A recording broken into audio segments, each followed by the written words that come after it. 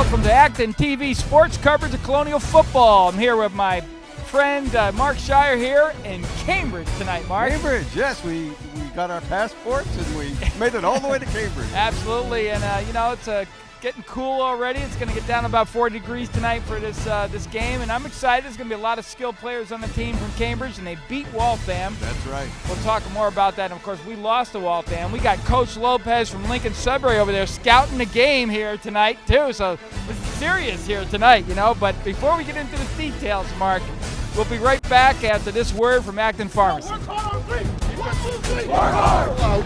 All the time. You got to be smart. You got to go to the football. You got to help each other. You got to talk. Let's win this.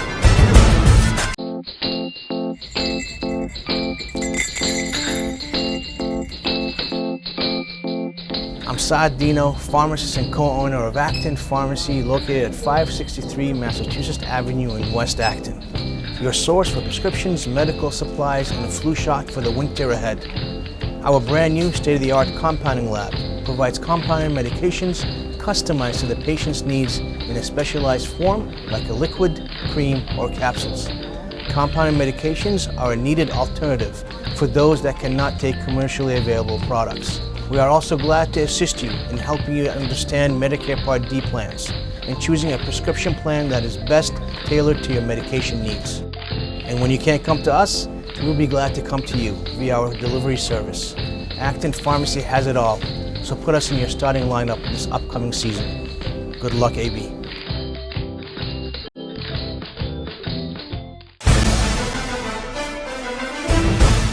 Welcome back to Acton TV sports coverage of Colonials Football.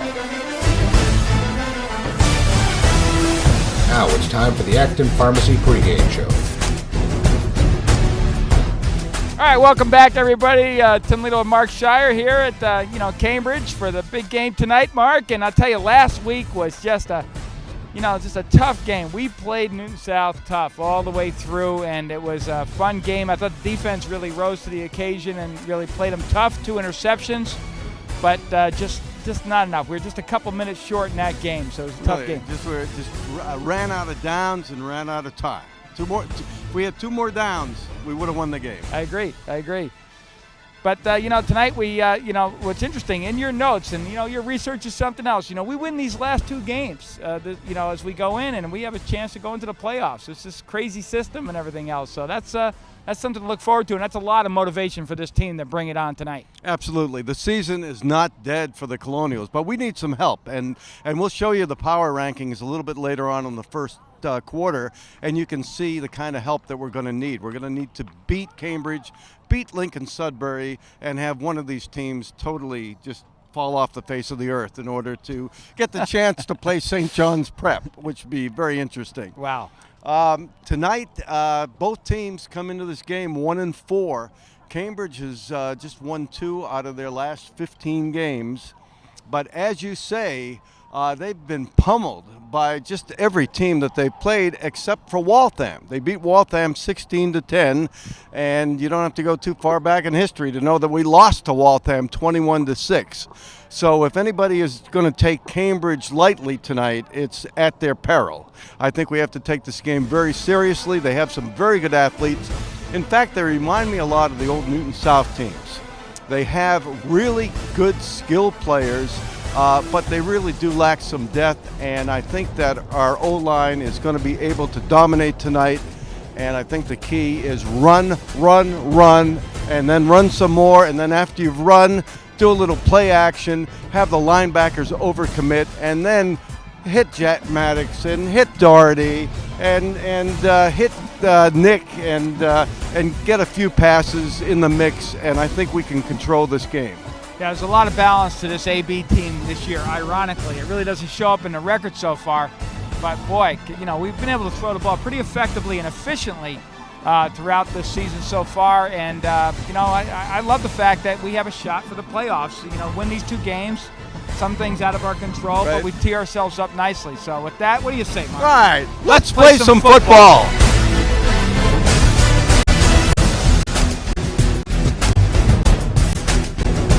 This has been the Acton Pharmacy pregame show.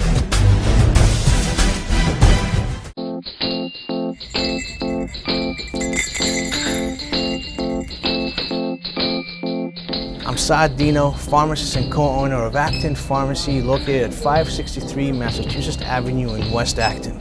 Your source for prescriptions, medical supplies, and a flu shot for the winter ahead.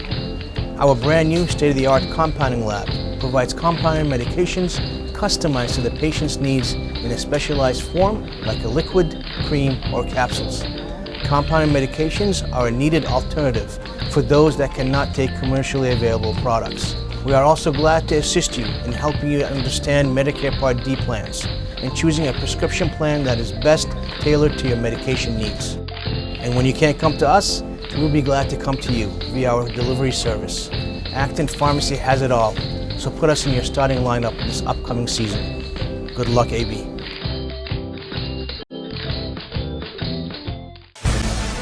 Today's game has been brought to you by Gallant Insurance, the Steinberg Lally Charitable Foundation, Parsip and Stewart Family Law, Shire, Caton and Epstein PEC, Post Road Carpet and Wine, and by TC Landows. All right, welcome back, everybody. Here we go. Acton Foxborough is set to kick to the Cambridge Rimslot Falcons here. And back deep for the Falcons is number 10. That's Giovanni Trio Deluz. Deleuze, yes. Yeah. And is that number 8 or I can't quite see. Is that number 9? Jonathan Charles. So here we go. Connor Cates, ready to go.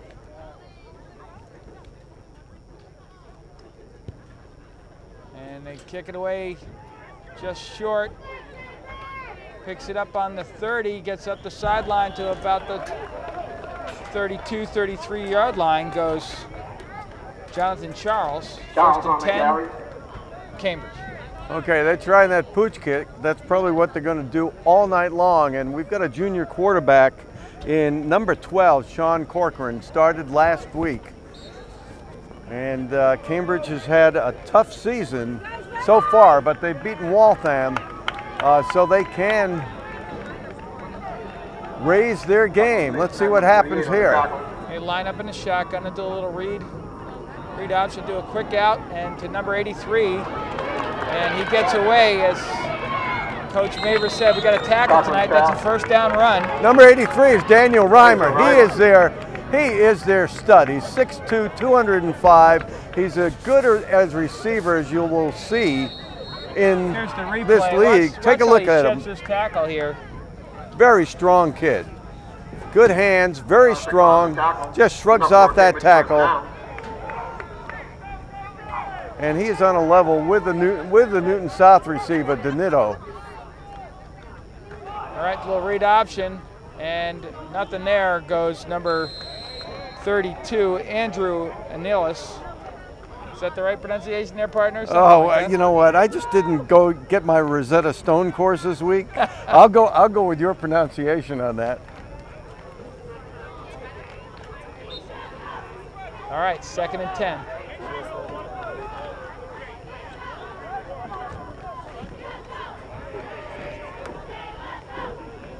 Oh, there's a Ball's fumble. Loose, and we may have that. I think it's AB ball. Let's see how they call it there. All right. Here's the replay. Watch the ball. Didn't quite see how it's separated there.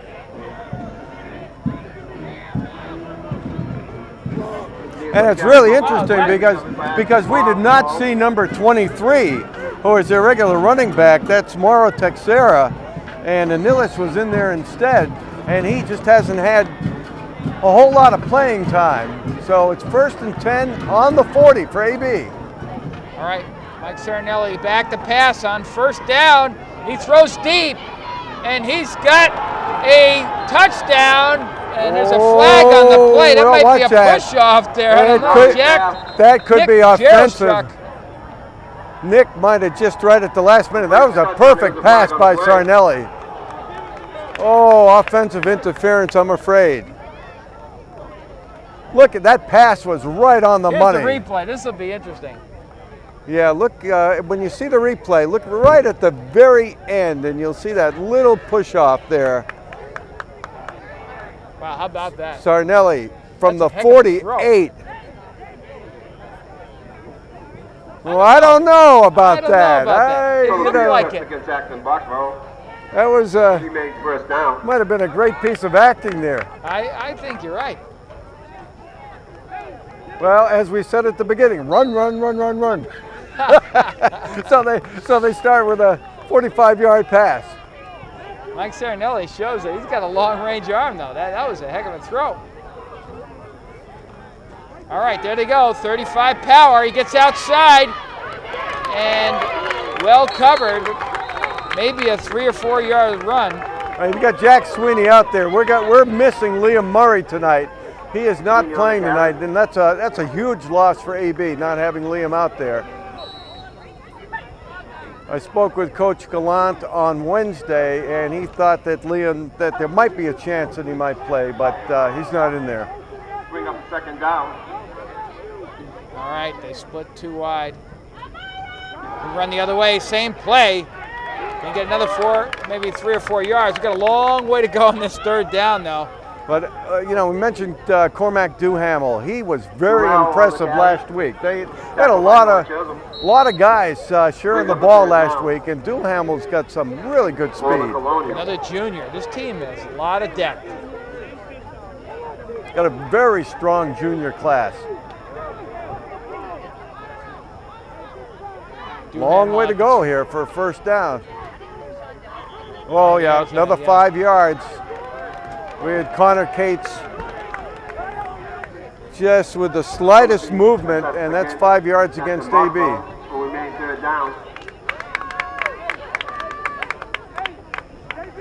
It's a pretty good crowd tonight there, Mark, you know.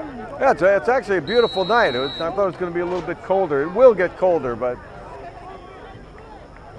nice evening here, Cambridge. Duhamel at the 3-back spot. All right, Sarnelli back, and he gets hit. His arm gets hit as he threw that ball short. Bring up 4th and long punting formation for Acton Boxborough. Well, we should have good field position here. Probably around the 25, 30-yard line with Connor Cates kicking. Jonathan Charles back deep to receive the punt, and Connor Cates with his rugby-style kicking.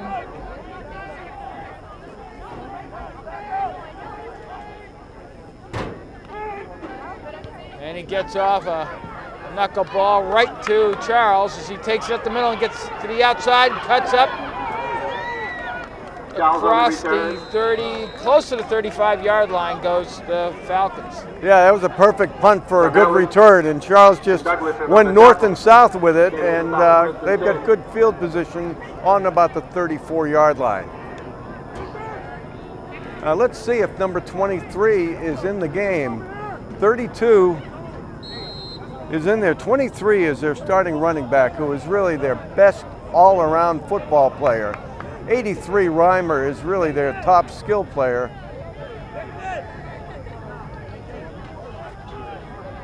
And 23 is there. Yeah, he's there in the backfield. Okay, that's Texera. He's in the Wildcat, yep. There he goes in the Wildcat, gets up in the middle. He's got a couple to beat as he pounds up for about 12 yards. That's exactly what we're talking about. This kid plays both ways. Texera, you see the All right, replay here. take a look at this. Fakes the handoff and then takes it straight up the middle. Nice movement there. Really not nice little cut. To say. He just did it all on his own there. Yeah.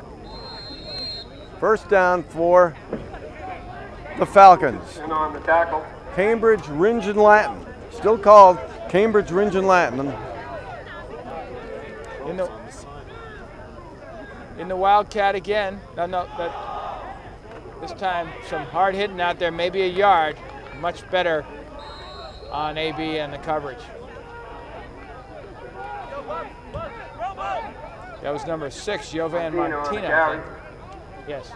Dukas on the tackle. Bring up a second down. Okay, second and 8, yep. Boy, last week was just Heartbreaking. door-to-door, one of the most exciting high school football games I've ever seen. And let's see if there's a bit of a letdown here on the part of AB to get started. There's a blitz. Run blitz. And it is complete, I believe. I don't know, Yeah, traps or... that is Rosario, Jonathan Rosario, who's the number 2 receiver for Cambridge. Here's a replay on that. See if that ball's trapped or not there. Yeah, I think he caught it. I think it was a good catch. Let's take a look. Yeah, he brings it in. Good catch. All right, 3rd down now. That was Luke McKinnon, quarterback. Brings up a 3rd down for the Falcons. And there's Luke McKinnon again at quarterback with Teixeira as a single running back there. All right, back to pass goes McKinnon. He looks deep and then keeps it up. Oh, a Gets great tripped up. stop. Great stop by Jack Maddox. Maddox on the down. All right, that was a drive-saving tackle right there by Jack Maddox as he corralled McKinnon. Take a look at this. Maddox coming in, gets him by the ankles right there. Brings up a 4th down for Okay, punting situation. And you got to watch out. This Teixeira is also a rugby-style kicker, and he can put the ball down and run with it. Connor Cates back deep, and there he goes, and he kicks it. And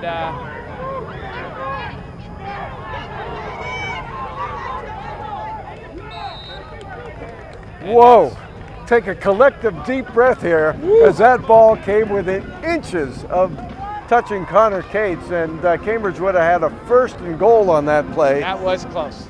But as it stands right now, we've got the ball on the 7-yard line with 5:16 to go in the 1st quarter. Colonials will start 1st and 10 from their own 7-yard line. Yeah, we really haven't seen Sean Corcoran, who started, and Luke McKinnon in the, he's a wide receiver on the roster. So they're kind of mixing and matching, going to the Wildcat with Teixeira and using McKinnon.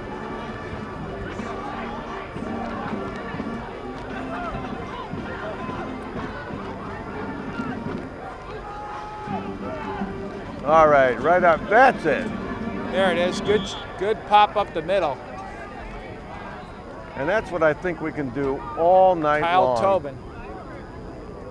Tobin on the carry. And Kyle Tobin, once again, according... Here's the replay. Watch this. Along on the tackle. This is an injured Kyle Tobin.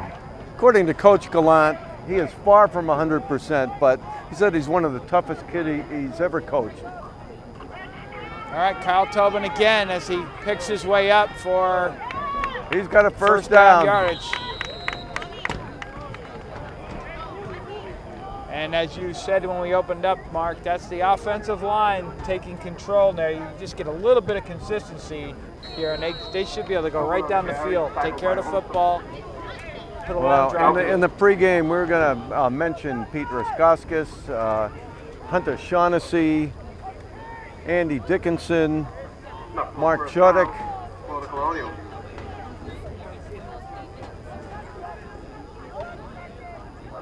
I formation this time. And a good explosive run by Connor Cates. All for right, 11 yards. another first down. Cates on the carry. And this was their recipe last year. Take a look at this. If we can get this replay, Connor Cates, he hits that line so quickly. And nobody gets to him until he's about 8 yards off the line of scrimmage. I formation again as Connor Cates Ooh. gets hit at the line of scrimmage for no gain. Well, he had a hole that closed up in a hurry. Well, Tim, as I said, this is the recipe Here's the replay. that Watch, AB number used last 54. year. Nathaniel Zemeni. There was a hole, and then suddenly Others the hole 54. evaporated. Actually, 19. In on the tackle. We'll bring up a 2nd down. AB beat Cambridge last year 27-8. They only threw 3 times in the whole game. So they know that their running attack can beat this team. Look at the off tackle hole there. We do the wing. Look at this. Connor Cates. He's got one man to beat. He's out in the flat. He shifts in the 4th gear. And he goes all the way down to the 15-yard line. Oh, that was a Cates. track meet. That was Tankwin Mason running him down step for step. Taquan Mason and on the tackle. Another beautiful counter, Tim. I mean, they have really worked on that counter. I remember watching it in the scrimmage of the preseason scrimmages. It looked just terrible. And it seems like every game that counter looks better and better. And Connor Cates, great speed and just nailed there. Connor Cates again gets hit by 2 Falcons and takes him for a little bit of a ride. Oh, that's not. That's Jack Sweeney. Yeah. On the tackle for the Falcons. Good hard run there. And let's see where they marked that off, Mark. I'd say that's a 3-yard gain, but Yeah, they gave him about 1 yard, I think, on that play. no, let's see. Yeah, no, they're marking it off. There it is. It's 4 yards. All right. Sweeney at the 3-back spot. There they go on the Delaware with Sweeney's. He goes up into the groove and close to maybe to about the 2-yard line. And that's the way you run a Delaware. He looks outside, looks inside, and takes the subway up the groove there. That is absolutely classic. That's the way you draw it. That's how you see it on YouTube, Tim. And once again, you could see what we talked about last week, that bootleg wide open. I think. Here's the replay. Let's see if we can see the bootleg opening here. Look at that. Look at that. Nobody near Sarnelli. Nice Everybody block. chasing Sweeney. Sarnelli could have Andy walked Dickinson into the end zone. Beautiful block on the outside there. It's a 1st and goal for the Colonials. 1st and goal. Duhamel at the 3-back spot. AB rotating its backs in tonight. Duhamel with the carry, and it looks like close He's touchdown. in. There you Okay. go. Dumel, touchdown Colonials. And they were calling him Dumel here on the PA system, but take a look at this. Look at that. North and south. Wasting no time, getting over that end zone line, and I think that's Connor's first touchdown, if I'm not mistaken. Welcome to AB football, Connor Duhamel with your first touchdown. And neighbors back home be happy. His grandparents are my neighbors. that's awesome. Every home game they asked me to check in on it and see how it's doing. Coach Mabry using a lot of running backs tonight. Connor Cates ready for the extra point. And it is up. Ooh, it's good. It's good. You can't tell. Yeah, it You was can't tell close. anything. Yeah, I always wait. But Connor Duhamel, I really want to talk about him because In the first. his speed really 7. surprised me. And we do have tremendous depth at running back. I mean, I really like, Coach Mabry has used tonight, see, Tobin, Duhamel, Sweeney, and Cates. So at least 4 or 5.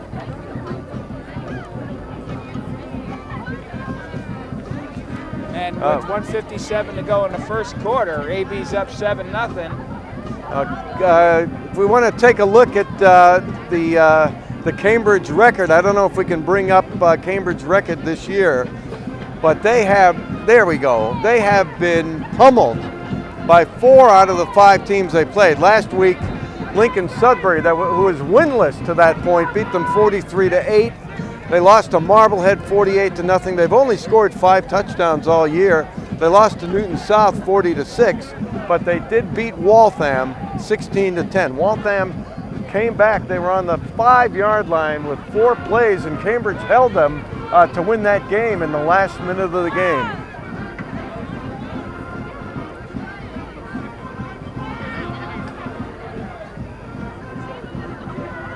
Owen Childs back to receive the kickoff. Okay, looking for another pooch kick here.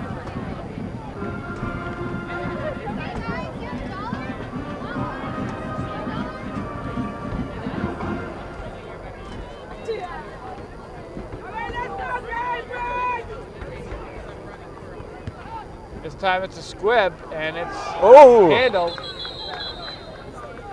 AB kicked. Okay. By number 16, Covered. Kearney 5-yard line. Gachette. Kearney Gachette, yes. Fastball, handled it like a shortstop.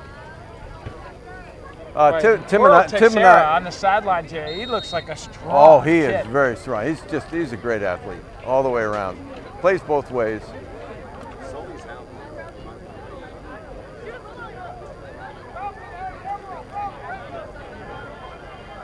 All right, Luke McKinnon at quarterback. And they do a little replay. Whoa, there and goes they that rip ball. the ball out, and Texera gets it, and they better cover him as he gets Oh. loose. And there's a flag on the play, and there's all sorts of now. That replay is going to take about 20 minutes. I want to tell you, that almost looked like a design play. That's one of their trick plays. Here's the I think it's replay. probably a hold when Texera was running around trying to cut. But look at this. That ball just came popping out. And who got it out? That was Andy Dickinson, who just popped that ball right out of the running back, and we got a penalty against Cambridge, so they're going to be moved way back here. Andy Dickinson making great plays on both ends of the field here. And now you got to look for Reimer, number 83, and Rosario, number 4, who's going to be split out on the right-hand side. And it looks like Texera is in the Wildcat right now. See if they reline up some differently. Now, I don't know what the deal is with Sean Corcoran.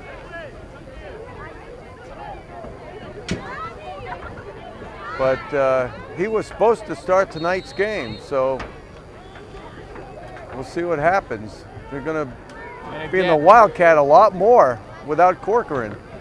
Texera's in the Wildcat here. They got this really interesting What a lineup. crazy. Texera keeps the ball in the middle and he gets, again, stop, turned around, and is the ball loose? No. He does not go down easily, does he, Tim? Oh boy, that was a hard hit. And that was a strange formation. You had everybody, you had about 5 players split out about 20 yards to the left of the center.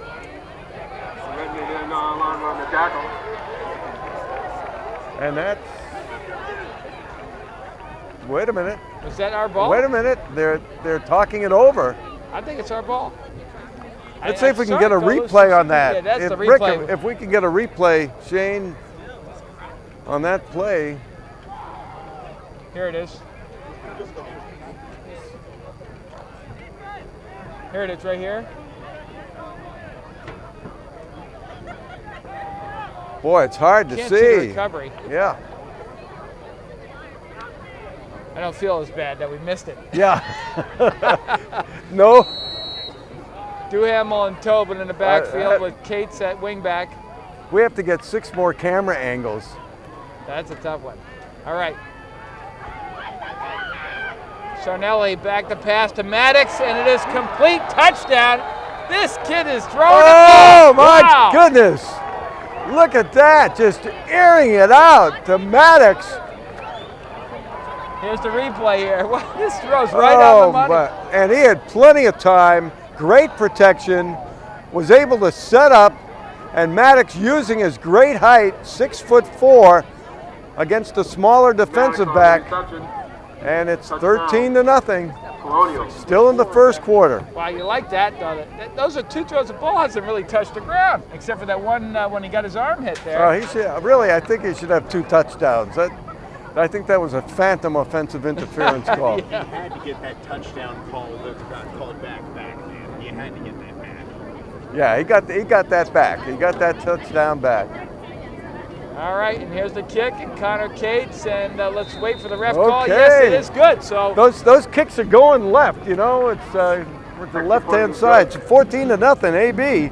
And the time on the clock is not accurate there. I would say, we're a couple minutes into the second quarter here.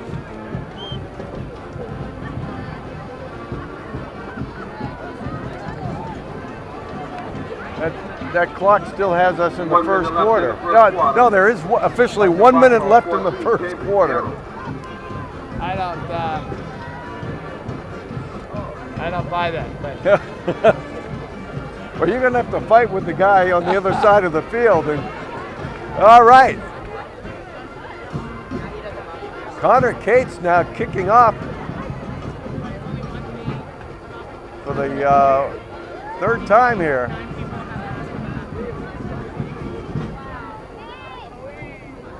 And we'll see if this is a pooch or a...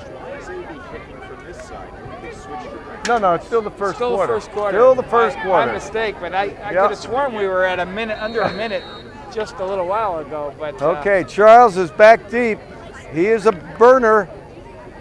And Trio Daluz is back deep also. Jonathan Charles, yeah. All right, is it a pooch or a squib? It's not going to be kicked away, I don't think, here. And it's a little pooch kick. And Fielder takes across the field here.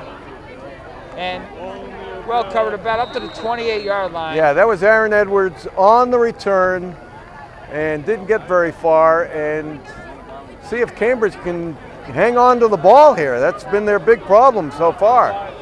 Edwards on the return. I want to see that fumble at some point at some other angle because I couldn't pick up that fumble. I couldn't tell that there was a turnover. The clock now does read 52 seconds, so yeah, I guess we still our clock is working. We're in a little eagle formation. There's a blitz. Defense. McKinnon is little balls high off the fingertips of Jonathan Rosario.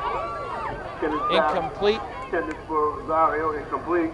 We'll bring up a 2nd and 10. Luke McKinnon is a senior who is listed as a wide receiver and defensive back on the Cambridge roster. Decent crowd here tonight.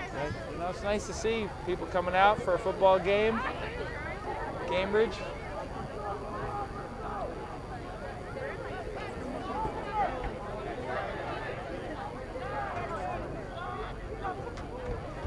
Line moved before the snap, it looked like to me, but they got away with it, and no gain, maybe a yard lost. Yeah, Andrew Annalis once again, not much on that Here's play. The replay. Watch, you see if we can see the movement. Yeah, there you go. See, I told you. Yeah, you were right. That You were left right. They tackle didn't was, call it. A full count. Mark ahead of that Shuddick in play. on that one. Doing a great job. That's called the ref wants to go home for dinner. We got Shuddick. We got Tobin. Third down for the Falcons. Koskis. Duhamel is linebacker.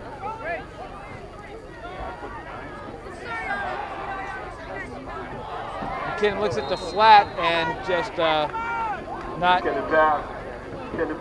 close at all in that particular throw. You're in good position. Yeah, you can tell that there's really not a lot of synchronization here. Probably not a lot of reps between McKinnon and his receivers. All right, should be the last play of the first quarter here. As Connor Cates is back deep at his own 45 for the punt.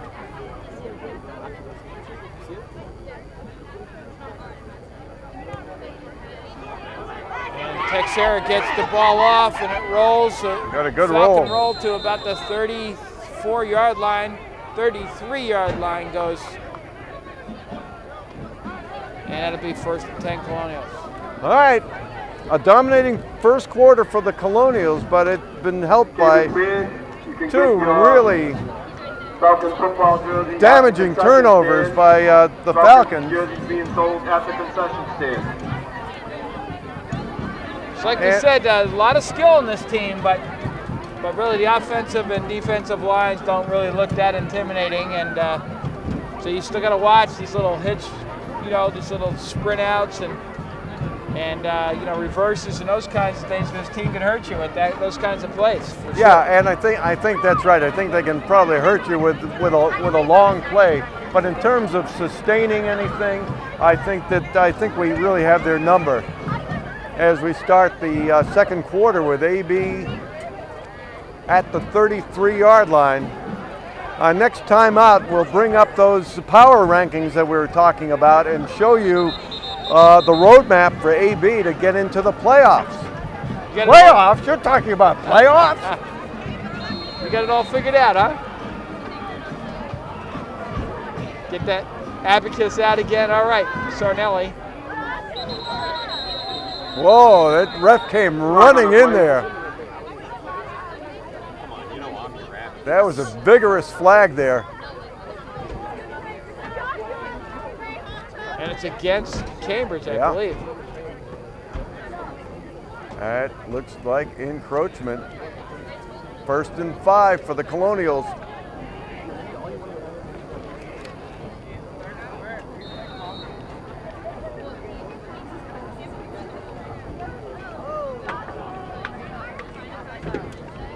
All right, there goes Jack Sweeney on a little Delaware, and he gets about 13 yards for a first down near midfield. I think he got 8 yards going forward and the other 5 yards going sideways. First down. Look at Sweeney here. He goes straight up, he makes his cut, and then he turns around and he goes backwards for about 3-4 yards. Good acceleration by Sweeney. All right, up the middle goes Kyle Tobin for 4 or 5 tough yards. That kid is just tough. He just pushes people around. I'm sorry, Statman, what did you say about Sweeney? Will? Tobin on the carry.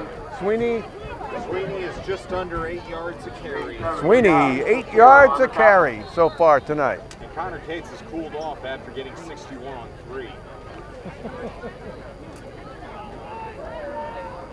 Sweeney's making his mom proud. All right, there's the counter again. And wow, look at this play. Is that Cates almost spinning broke it. Almost broke it again. Cates on their carry. Connor Cates. He's going to have over 100 yards rushing in the first half. How many yards rushing does Connor Cates have, Statman? All right, well, let's see. At 13 he has 74 yards on 4 carries. 4 carries for 74 yards for Connor Cates. Well, the ball's loose, and Sarnelli covers it up at the zone 40 there, about a 3-yard loss. It'll be 2nd and 12. Okay, it might be time for Air Colonial to... I'm just not used to us going deep like this. That's just, it's fun to watch, really.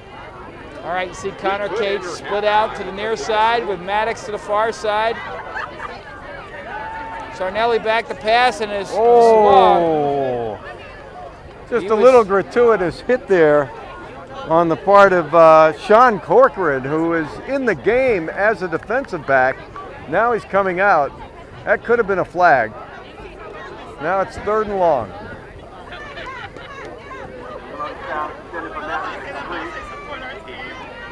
Brings up a 3rd down for the Colonials.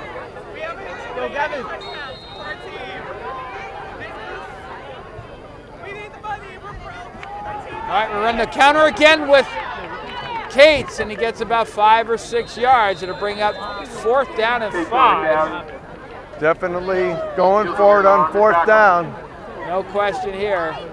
Well, they definitely see something in that counter. They're getting really good guard play from Andy Dickinson. And that's really the key to that counter. And with that carry, Connor Cates is averaging 16 yards a carry. Connor Cates is down to 16 yards per carry right now. All right, 4th and 6. They run Sweeney, and he goes up, and he's not going to make it here. He's about 2 yards short as they run a 35 power. It shows you the confidence in their running game. They didn't make it, but they ran for it on 4th and 6. And Cambridge takes over with 8:23 to go in the 2nd quarter. Turnover on down. Cambridge will stop 1st and 10.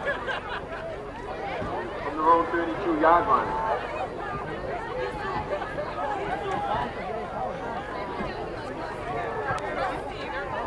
All right, McKinnon with the give to Texera, I believe, and he's pushed back for about a 6-yard loss. Boy, it looked like everybody was in on that play, including Cal Sullivan coming. That offense looks terrible. It really does. I mean, it looks like Waltham's offense when they didn't know how to run it. You know, that little single wing. You said after last week's loss there needs something to build on. Well, you can see it's being built on already. Yeah, that's right. Bring up second down. Off the 3 on the play.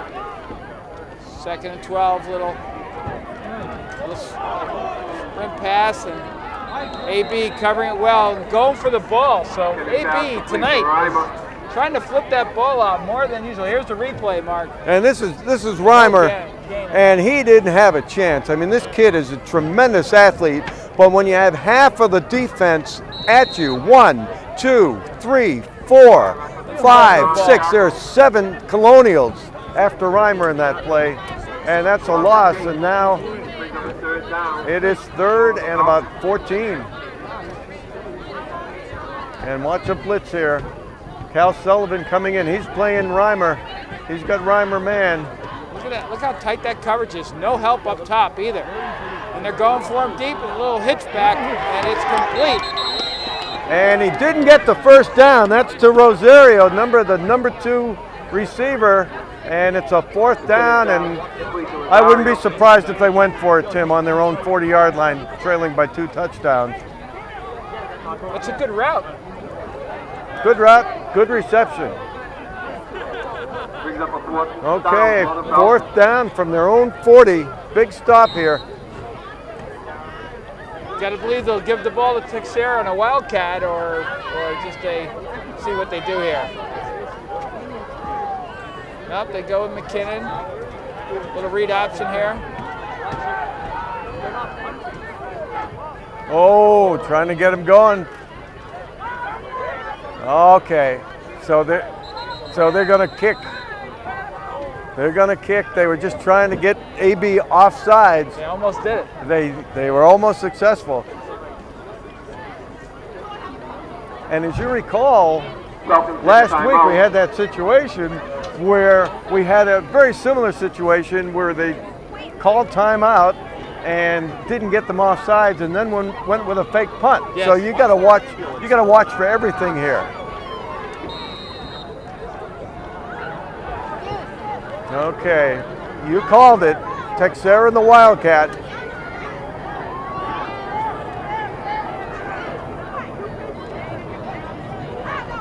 And he fakes punt, and he gets free up the middle, 1 man to beat. He's breaking tackles, and the ball's loose, and it's recovered. Oh, what a lucky break.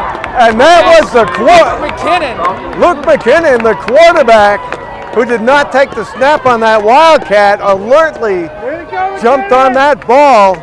Talk about Luke being very aware. He picks up the ball and keeps the freight train growing. Enough for Cambridge first down. And that fumble was just caused by extra effort on the part of Texera. It's a very strong runner, and he's upset with himself, but that's a big gain for Cambridge. At the concession stand. Well, Tim, tonight, we have the DCL. It's like the American economy. Okay, we have the haves and the have-nots. We have 6 teams in the DCL large. 4 of those teams are all 1-4, and 3 of those wins have been against each other. So against non-league opponents, we are like 1-14, and that 1 win was AB's 1-point win in overtime against Chelmsford, who happens to be 0-5 this year. And then on the other side, we have Newton South and Westford. Both of those teams are undefeated, and they're playing each other tonight in Newton. And that could be the game of the week in Massachusetts right now. 2 great quarterbacks, Austin Burton and Colin Degenhardt. Wow. Great quarterbacks. That's a game to watch.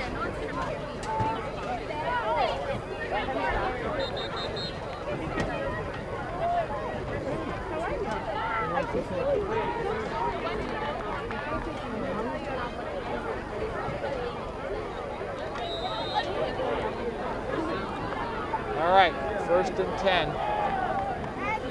at the 30 of AB.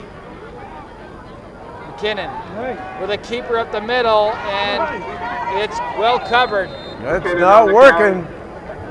And that's Griff Bowden just clogging up the middle, Vince Wilfork style. Nothing happening. Griff Bowden here. Watch this on the replay, Mark. He just clogs it up. He just clogs up. Just gets in the way. Boom. And Pete Raskowskis had slowed down McKinnon.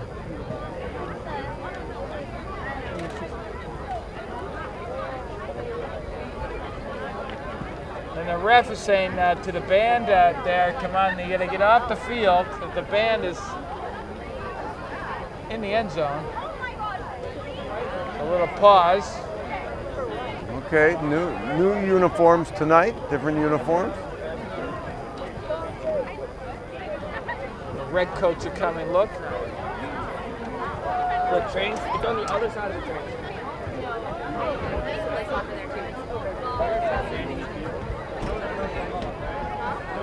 Okay, we don't want that Stanford University thing to happen, you know, where the band guy got run over on that touchdown return. Yeah, we came in from over here. Okay, if we came in from over there, Then it's right there. Yeah. All right, McKinnon back to pass. He's got time.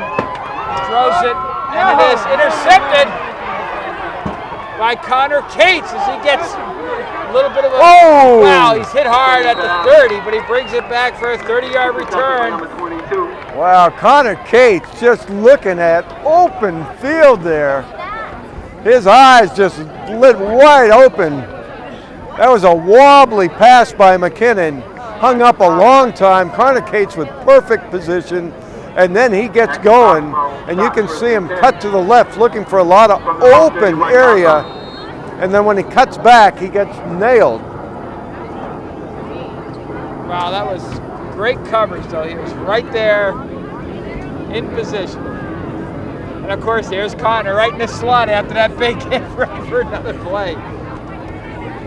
All right, little buck play. That's Zach Olson. Maybe a yard or two. It's Olson. Olson, another talented running back, underclassman. Olson on the carry. This has to be. It's like hockey lines. It's like we have three lines. We have a first line, a second line, and a third line of running backs. I think this may be the record for most different running backs with the carrying the ball in the first half of an AB football game already. All right, Sarnelli back to pass, and it's to Connor Cates, and it's complete. What a great pass! It's just a 15-yard flat route there. That's a tough throw. Yeah, and that's perfect. Right on the money. And it's perfect. Watch. And it was thrown. You know, you can have complete passes and complete passes. Some are thrown right on the money, and some aren't. And this one was right on the money to Connor Cates. Didn't have to break stride at all. All right, close to midfield goes AB, and we do a little. First time. 35 power, nothing there. Yeah, first time they got blown up. Connor Duhamel on the carry. Here's the replay here. You see teams really scout these power plays against AB. And, on the carry.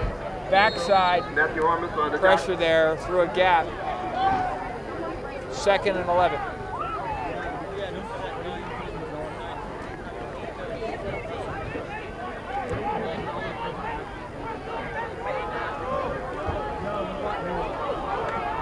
Buck play and the ball loose. And maybe, that was gutsy. I'm not sure that Bill Maber would have counseled Zach Olson to try to keep running with the ball rather than fall on it. But Olson got about 2 yards after he picked up his fumble. Brings up 3rd down and about 8. Brings up 3rd and 8 for the Colonials. Cates and Maddox on the near side here. All right, this time in and out of the hands of Maddox on the slant route. And threw the ball in a lot of traffic there. Yeah, that would not have been a first down either. 4th and 8 for the Colonials. Would have been just short if he had caught it. So, looks like a punting situation here. Ball on the 49-yard line with a 2-touchdown lead. Jonathan Charles back at his own 15 for the Falcons. Played field position ball here.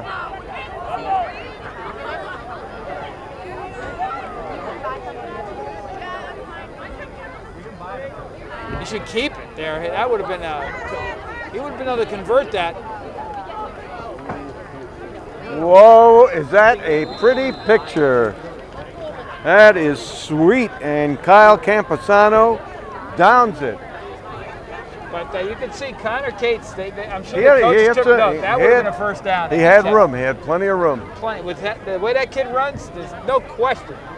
You could run that play 15 times, and he would have had 15 first downs. Well, what you have there, if you notice, Connor Duhamel is going around from the left-hand side of the line to the right-hand side of the line. He's in motion just before. He can be an extra blocker for that rugby rush. I like that special teams play. All right, 3:31 to go in the first half. They go into the Wildcat with Texera as he cuts up the middle and gets good yardage for about 8-9 yards. This kid's a strong runner. He's got a whole lot of the football, but this kid's a strong runner. And the crowd's still coming in here. Yeah, it's good. It's a good area, easy to get to for a lot of people. We've got Whole Foods right down the street. Might stop there on my way home. It's always a good place to get a meal, actually. Yeah. You know? Forget that. There's a Bertucci's near the train station.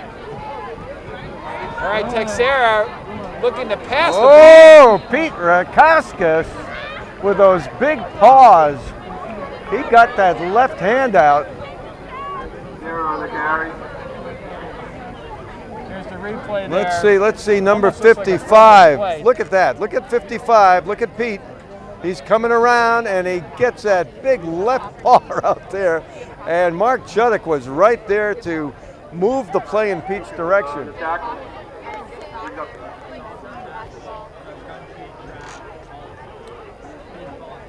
Second down for the Falcons. 2nd and 15, 2:29 to go in the first half. Falcons at their own 4. Pass is complete. And all the way up to the 20, close to the 20-yard line, 18-yard line. It'll bring up 3rd and about 6 or so. Acton Boxwell will take the timeout. Okay, timeout AB. Why don't we go to those power rankings if we can, and we can see where Acton Boxborough falls in. We don't have the numerical part of it, but right now Acton Boxborough is in 10th place with a 1-4 record. Lowell is also 1-4, and they're very close in terms of numerical rankings. The team that, if we win both games, the team that we really have to worry about is Peabody. If Peabody loses both their remaining games, then we're in the playoffs. So that's our chance at this point. So we need some help. All right, 3rd down. McKinnon looking, gets loose. He's got some room, one man to beat, and he gets a first down on a scramble. Good scramble by McKinnon. I thought we had him behind the line there. Replay here. Watch the keeper. Yeah, good escapability there. He looked hemmed in there for a while. Picks up a first down for the Falcons. Okay, that's their first down in a while.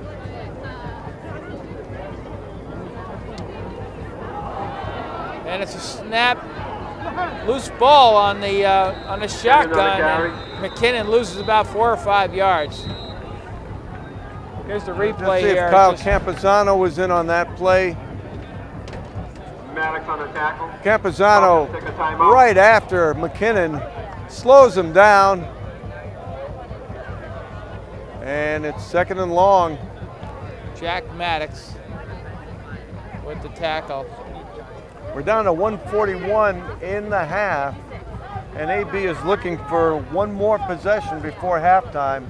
2nd and long right now. Especially the way Sornelli's throwing the ball, if they could get it. really impressed with his accuracy, and he looks like a quarterback. I mean, it really nice throws.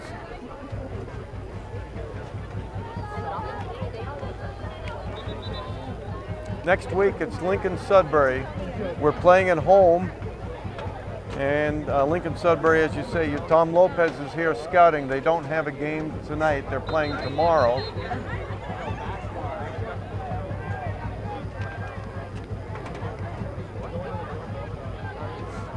And Lincoln Sudbury may be in a similar position to AB in Division II, hoping to win their last 2 games for a playoff spot.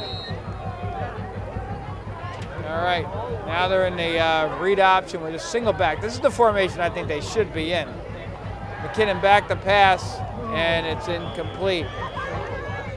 But this 2-back business, with this kind of team, they should be single back, read option. You got a threat either way. You hand off on a cross buck to Texera, or McKinnon keeps it the other way. That makes sense. This 2-back is just too. Right, there's too much. It looks to me with this team that you have to simplify the offense because they just don't seem to have enough reps. I don't know why they would run a dual back. You just don't run a read option with 2 backs. These days you don't ever see it that way.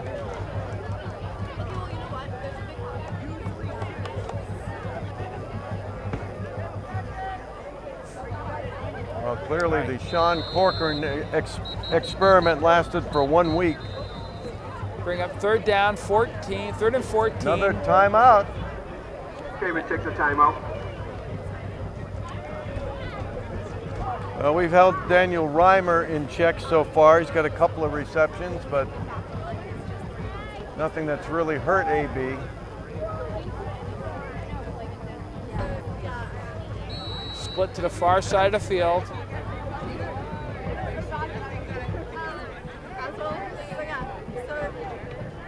Okay, this is the time to blitz. It's 3rd and long. There you go. There's a blitz. McKinnon under pressure, and he's down. They got him. They got him. Griff Bowden coming in on the blitz, and AB's going to call a timeout, I'm sure. To get the ball in Here's good the field replay. possession. Take a look at Griff Bowden coming right in. Kyle Tobin and Griff Bowden just collars him. And we're going to get great field position.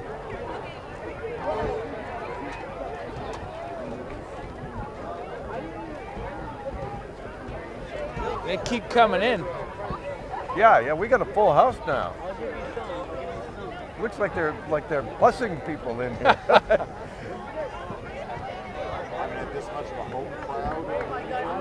This is great. This is great to see. I love this. All right, 1:29 to go in the first half. And 4th down, punting formation. Texera back, and it's always a threat to keep it here. And he gets it away with a knuckler to Connor Cates on his own 40, takes it to the sideline, and he's still loose. He cuts back. He's got 1 to beat. He gets out, and looks like maybe a little face mask there. Yeah, we're going to get 15 tacked on. Connor Cates is everywhere. Here's the replay, and it's going to be tough to watch at the end when that face mask is Connor Cates reminding me a little bit of J.T. Kelly from last year. Yes. Doing everything. Look at this, right down the sideline, just working his way and then finding some open area and then getting horse collared and then the face mask. Connor Cates has 94 yards in the game today, 14 pass for catching and 80 rushing.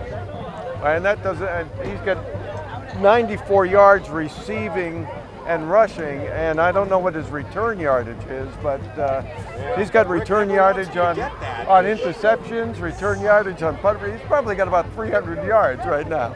Close to it. I was talking to Connor Cates' dad today, and he's doing some photography out there, taking some video. And he says he has another little Cates coming up. And I asked him, I said, how come all your kids can kick? He goes, I just start them young. You know, little instruction, a little YouTube action, and all these Cates kids can can kick the ball. Wait So, a minute. That personal foul is going the other way, folks. How does that happen? That's going the other way. I don't know what they called. It looked like a face mask there at the end. Well, no question. It must have been something else after that. So that'll bring up 1st and 15.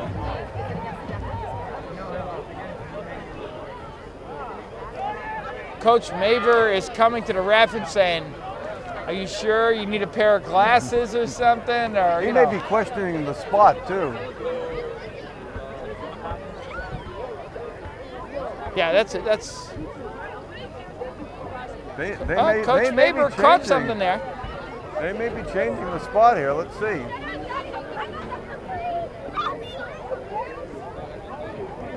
Oh, wait a minute. We're going back the other way. Oh, good. Oh. There you go. Coach Maver. Wait a minute. We're going back. There you go. All the other way. They got it wrong. Well, wait a minute. Maybe now it's a we're going remeasure. back, and we're going to go back the other way. Yeah. No, wait a minute. Which way are we going? Who was the penalty on? I think it was against alcohol. Oh my God! This is a first. Oh my goodness! I thought it was against Cambridge. So, what do you think, Mark? It's 15 plus 15. That's a 30-yard differential. Well, Coach Maver was very observant there to pick that up. 30-yard difference. Okay. And they call the same play, even with the short field. All right. Now what's going on? 1:14 to go in the first half. I'll tell you, time has stood still here in We still Cambridge. got the head coach of Cambridge getting an explanation. The ref's saying, look, we went 15 in the north, then we went 15 south, then we took another 15, and we carried it. These refs have their little, these little Fitbits, you know, they got to Yes. get their walking steps in.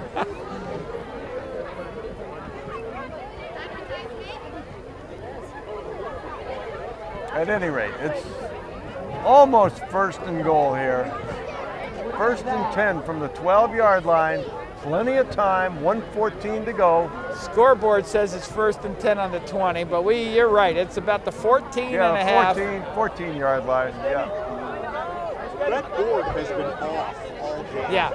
Literally, whoever's shooting is not clean. All right.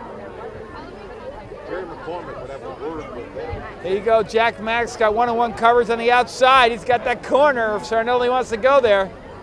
Sarnelli looks that way. He steps up and over the middle, intercepted by Cambridge. Wow. Okay, that was a deep drop there by outside linebacker Robert Favreau. And I don't think Sarnelli expected him to be there. But he dropped deep on pass coverage, and Cambridge takes over with 1:06 to go, and lost opportunity for AB. We got a little greedy there, Mark. I think we had a couple of timeouts. We could have ran that ball a couple times as well, but there you go. That's the game of football.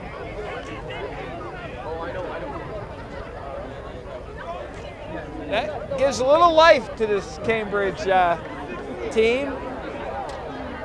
But what you don't want to do, you don't want to give up a cheap touchdown and give this team any kind of thought of getting back in this game. All right, there it goes. Texera, and he is strong, but we take him down after about 8 yards. They had that very unusual swinging gate kind of formation out there in the Wildcat. And I think one of the reasons that Texera fumbles the ball from time to time is that he is just too tough to bring down, and he's exposed a lot of time with a number of tacklers around him. All right, now back to pass, and he throws the ball to the flat, and Reimer is there, and the throw was there. It looks like it lost his concentration. The throw was there. It wasn't a pretty throw, but it got there. I'm sorry, That was Rosario. yeah. Rosario incomplete. Well, this kid Texera, he's such a good-looking athlete. I just think they don't know how to use him. I mean, you know, we take him. Oh, yeah. Yeah, he would look good in blue and gold, that's for sure. You know what he would do for AB? First of all, he'd play nose guard, because that's the kind of athlete we've had over the years, play nose guard. Yeah. It's just we've had some great ones. And then he'd play fullback in our scheme, I would think, as well. But nose guard with that kind of kid, that strong, quick, kind of like a Nate Crutchfield type. It reminds me of Nate Crutchfield. Yep. Great athlete, good basketball player, good runner, tough kid. And now it's an interesting scenario. It's 4th down. There's still 27 seconds to go with timeouts. So I don't know if you go after the punter here. Well, and this is you get that rugby-style kick if they go for it here. So, and of course, receiving the ball if they kick it away is Connor Cates, who averages about 40 yards a return. Right. Yeah. So, AB's playing this up. Okay, I think, all right. Timeout. Cambridge calling another timeout. Cambridge takes a timeout. It's a long first half, very long first half.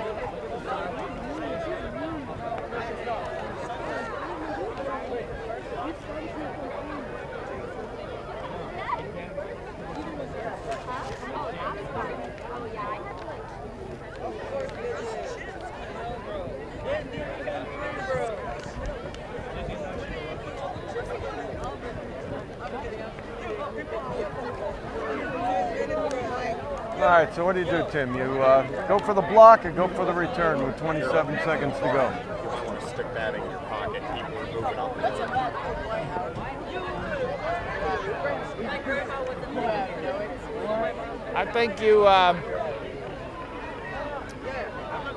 I think you go for the return here. If they kick it away, you got Connor Cates. You get a quick timeout. You throw the ball in the end zone to Jack Maddox or Doherty. And he kicks it away, and Cates is going to be able to handle this potentially here. Let's see. Nope, he lets it go. It's a Falcon roll as it goes to the 35-yard line, just about. It turns into about a 50-yard punt with the roll, and that field position is all but gone now on the 37-yard line. 15 seconds to go. Punch down at the actual Roxborough 37-yard line, but they'll stop first and 10.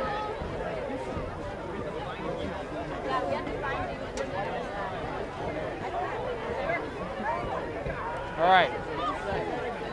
So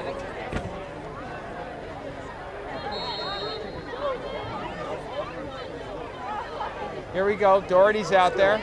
AB is going to go into halftime with their largest lead of the season, 14 points. Will Henry says that AB is going into halftime with his largest lead of the season. That's great. All right, back to pass. Sarnelli looks for a little throwback screen, and it's Connor Cates going down the sideline. He gets free, bouncing around all the way up to the 40 with 5 seconds to go. Timeout. 4 seconds. Oh, gosh, he bumped into Nick Shaughnessy there, DeHunter Shaughnessy, and Shaughnessy was well downfield blocking. Take a look at this. A really nicely developed screen. Well executed. And look at that. Coming up. Broke a nice tackle there. Right at the point of attack.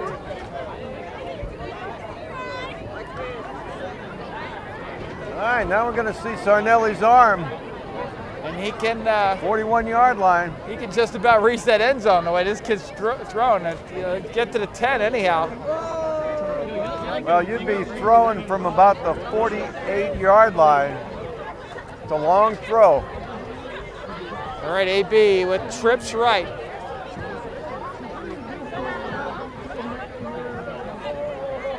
And Zach Olson, that fullback.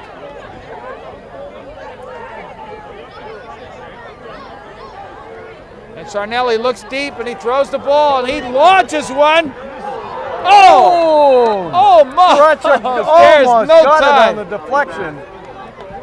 Nick Jarostruck just about had it on the tip, and that's all, folks, for the first half there. 14-0 Colonials it's nice to see them up, Mark, and boy, that was an exciting first half. You know, I tell you, I'm looking forward to the way this game, you know, all season it's all about taking 4 quarters and finishing games, and that'll be the story. And so that's it's going to do it for the first half action, but we'll be right back after this quick break with the Statman player comparison brought to you by Shire, Caton, and Epstein. You make me wear my bike helmet.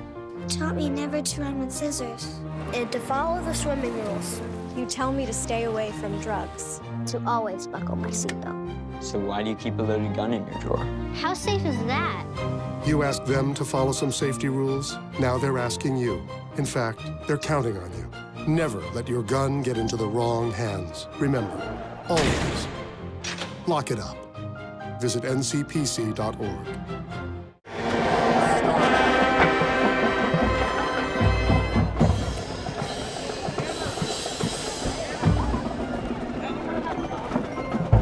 All right, welcome back. It's time for our Statman halftime player comparison here, brought to you by Shire, Caton, and Epstein. Take it away, Mark. Well, I'll tell you, Mike Sarnelli's done a great job, and 67 yards passing, 1 touchdown, 1 interception. Connor Cates, 5 carries for 80 yards, 2 receptions for 38 yards, and I think when you add in the interception return, the punt returns, he's probably got about 250 yards of total offense. McKinnon, 5 for 11 for just 27 yards and an interception. Texera, nice job rushing the ball, 8 carries, 52 yards. And Reimer, their big receiver, has been held to 3 receptions for 14 yards. So the stats definitely in favor of AB. The score 14-0. It'd be nice to get a 3rd score on the board, and we get the ball to start the 3rd quarter. I agree, Mark. It's really, you know, like we said, we got to put 4 quarters together, play an entire game, put this game away, and then use this as a jump-off point to get to next week. So that's the objective for the second half. I'm excited. And we'll be right back with highlights from the first half and second half kickoff right after this.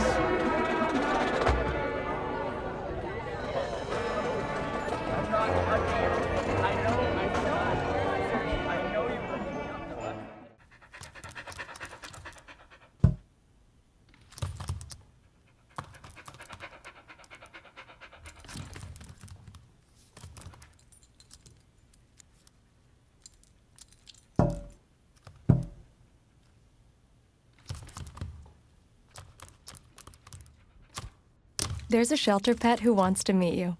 Meet one today. Visit theshelterpetproject.org. Adopt. All right, Mark, here we go. Let's take a look at those first half highlights here. We start out with Texera. So he cuts up, and it's a fumble recovered by AB. Now there's Cormac Duhamel. He's gonna get a few more touchdowns in his career. There's Texera again, and this time another fumble. We rip it out and Andy Dickinson recover. there. Take a look at this. To Jack Maddox, great positioning by Maddox to bring in that pass. There's the 44 counter with guess who? Connor Cates. And Connor Cates, speaking of Connor Cates, perfect position, and he gets about 40 yards on this interception return. And probably runs about 80. There's Sarnelli back for a deep drop, throws over the middle, doesn't see the linebacker in the deep hook zone for an interception. So that's it, Mark, for the first half. You know, great one there. Like I said, we got to put 4 quarters together. Really probably the best half of football that AB has put together so far. You love the balance of the team, run and pass. I'm excited, so we'll be right back after this break. You make me wear my bike helmet. Taught me never to run with scissors. And to follow the swimming rules. You tell me to stay away from drugs. To always buckle my seatbelt. So why do you keep a loaded gun in your drawer? How safe is that? You asked them to follow some safety rules. Now they're asking you. In fact, they're counting on you. Never let your gun get into the wrong hands. Remember, always lock it up. visit ncpc.org.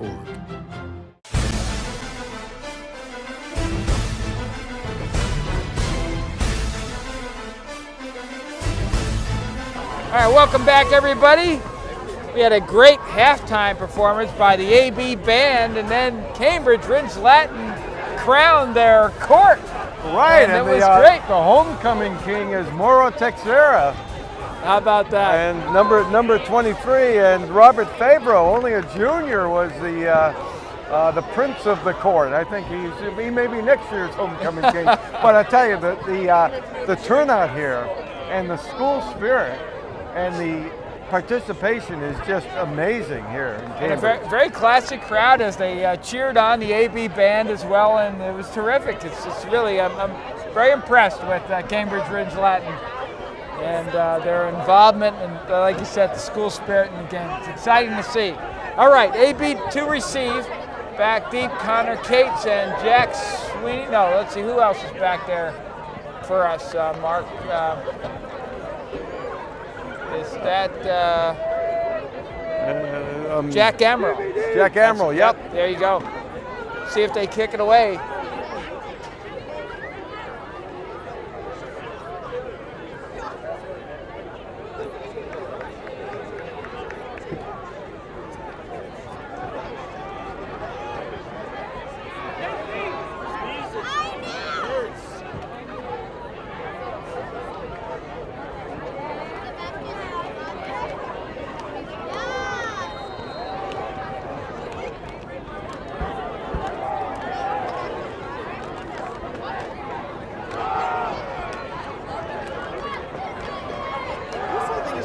Time they've actually had to kick it to us. Yeah. Make sure you make that. Moro Texera ready to go. And he boots it down on the squib over the middle. And it's picked up and covered. Can't just pick that up around. It looks like we'll have the ball around the 25-yard line. It's right on the 25, first and 10. Was that Amaral? No, I think no, Zach Olson, I think. Nope. Looks like John Bourne, maybe. Yeah, Bourne. And Bourne really protected that ball, too. Now it's getting cold. A little bit. I feel it there. Okay, first and 10. As we go to I formation here, check Connor Cates is the I back. It should be. Nope, it's Jack Sweeney. And stop for maybe after a yard gain. Okay, good pursuit there. See where they marked that.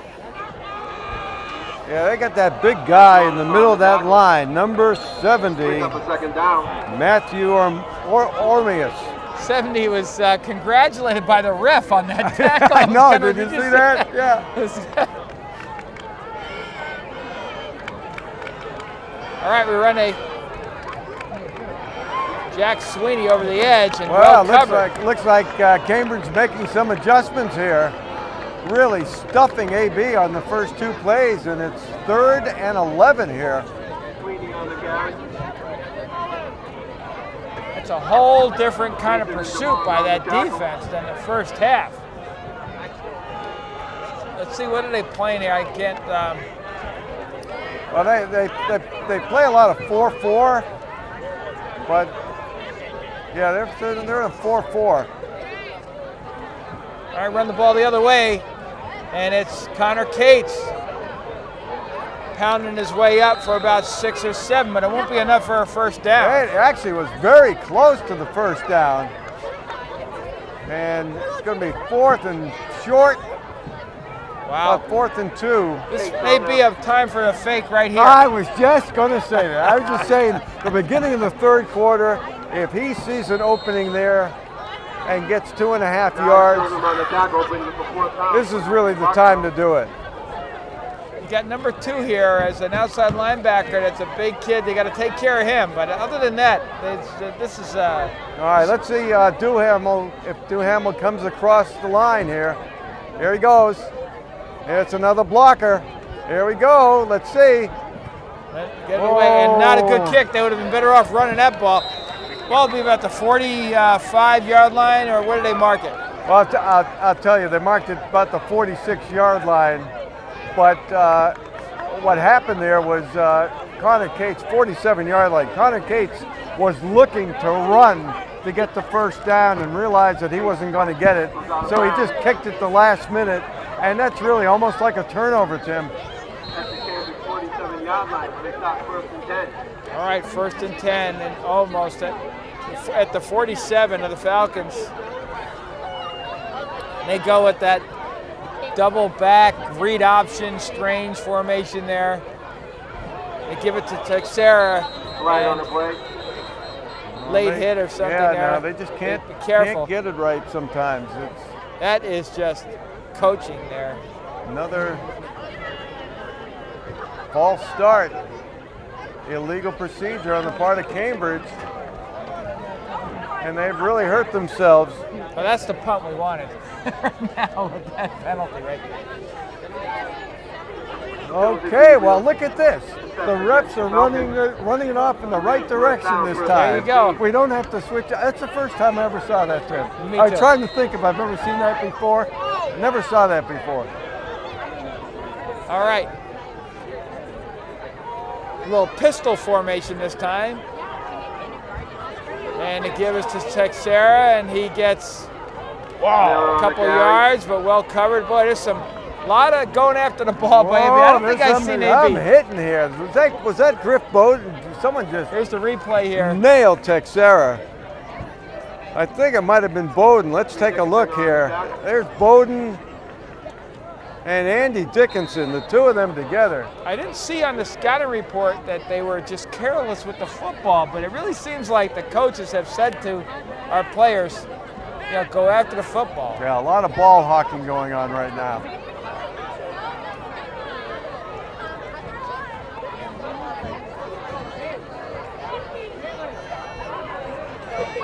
All right, McKinnon back the pass. He throws it over to flat, and there's a hold there. Oh, he got away with that. Yeah, Rosario. He knew that ball was underthrown. There's a flag on the play. Let's see what the flag's all about. Let's see if they caught that. Obvious hold, and I think Cates might have been able to pick that off if he wasn't held back. All right, let's see what they're marking off here. I think the refs are, what they do is they spin the ref around 3 times. Well, I'll tell you what, when they start going sideways, that's when we know we really have a problem. As long as they're going one direction or the other, north or south, we're okay. And they're conferring right now with Griff Bowden, asking if AB wants to take the penalty or wants to take the play.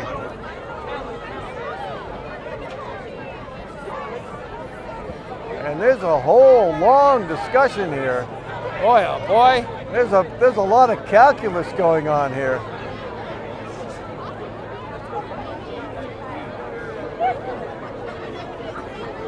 All right, what's it gonna be? What is that? I don't even know what that call is. I think they're offsetting penalties. Okay. And it's gonna be a lot of arm action. It looks like offsetting penalties here. I think the ref is looking for a play to be called. All right, the play counts. The offsetting penalties do not negate the play, so it's going to be 3rd and 12 for the Falcons. 3rd and 12. Yeah. All right, the give is to Texera in a cutback. He's got one man to beat, and he gets a first down. There's a flag on the play, and I think that's going to be a block on the back. Wow, that's going to, yeah, that's a hold. That's a hold that's going to be brought all the way back. I think it was right at the line of scrimmage, too, and one of our guys getting grabbed so he couldn't get to it. Now, Tim, Here's replay here, I think. Let's see if we can find that hold there. But Texera, once he gets going, you give him a couple of yards to get started. He is a load to bring down. Nice yeah, there's that hold right there, right at the end cut. of the play. I'll pay for a bag of chips and 10 Davis if you say so. Bring up. And what they do, they marked the penalty from the foul itself. So in fact, Cambridge doesn't go back 10 yards there with a downfield hold. It's now 3rd and about 6.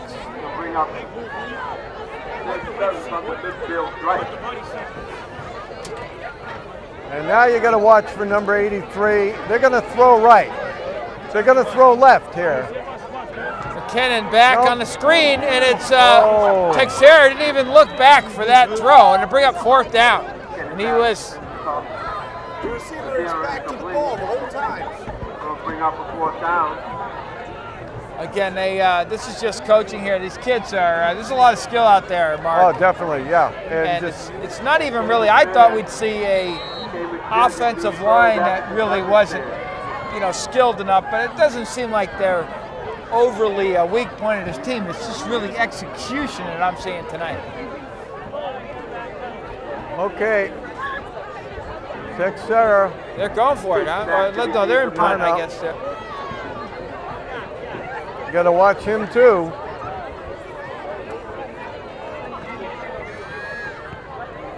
Wow, what a kick. And up the middle goes Connor Cates, and he gets out to the outside. What a cutback again. And he goes all the way to the 45-yard line. Reimer with the tackle. Oh, and there's a little English out there. Here's and that's going to be a personal foul. Number 83. That was Reimer. Things getting out of hand here a little bit. That was Reimer. And that's going to be 15 yards.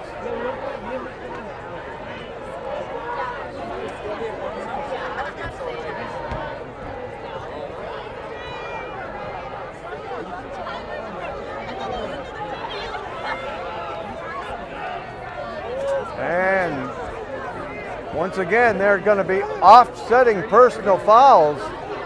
That might have been Jack Maddox. Here's the play. It might have been Jack Maddox and Reimer going at it at the end of the play. Let's take a look at it. Connor Cates with another great return. Looked like he might break it all the way. Once he got to that point, tried to make it through there. Reimer gets him. And Jack Maddox takes exception to it, and then Reimer responds. Okay. We didn't see Maddox's part of that play. There's Sweeney on the Delaware as he spins his way for a 4-yard gain. Sweeney making his yardage any which way he can. Not afraid to turn his body around and back into a couple more yards. That was, I think that was the best run Sweeney's made tonight because he made it. He made an extra 2 yards out of that play, and that was an important 1st down tonight. There they go with this long slot, and they give it to Sweeney again as he picks his way up. He's still working. Oh, and he gets a 1st down. He might have that 1st down. Great run by Sweeney. And that's right at the marker, and they're going to give him that 1st down. Yes, sir. 1st down, AB. Here's the replay here. That's another 2 solid carry the team on your back runs here. This excellent. And the hard-hitting dive up the middle goes Kyle Tobin for about 3. And that's a perfect play to call right after those two runs to Sweeney. And you see Sweeney, he was kind of a bit player. Injuries brought him into action here, and he's just doing a great job. All right, 2nd and 6, I formation.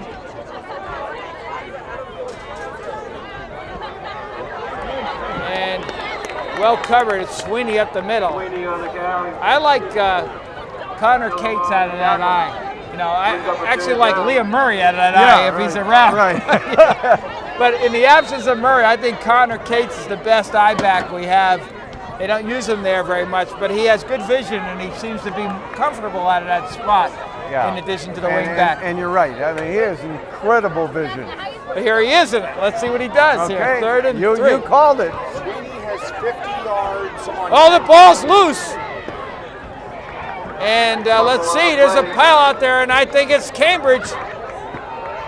And a flag, another flag. It's getting chippy out here. Cambridge recovers. Mike Sarnelli a little too quick to try to get that ball to Connor Cates. And let's see what the flag is. There's a lot of emotion. Here's the replay here, Mark.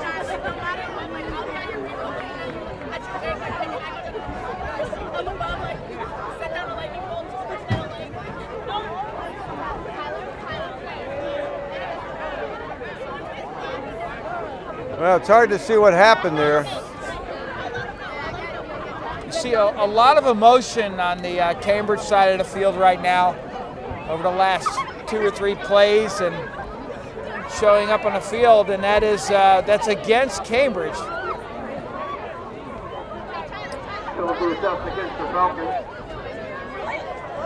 5:04 to go in the third quarter, 14-0. And they're in a Wildcat. This is a team that is just starved for points. As we said, only 5 touchdowns for the whole season. Texera with the pass, and it's complete. And it's... Wow, what a tackle. What a tackle by Cal Sullivan. They weren't even sure if Cal was going to play. They were concerned about a possible concussion this week. And Sully made a great play. Texera with a good throw.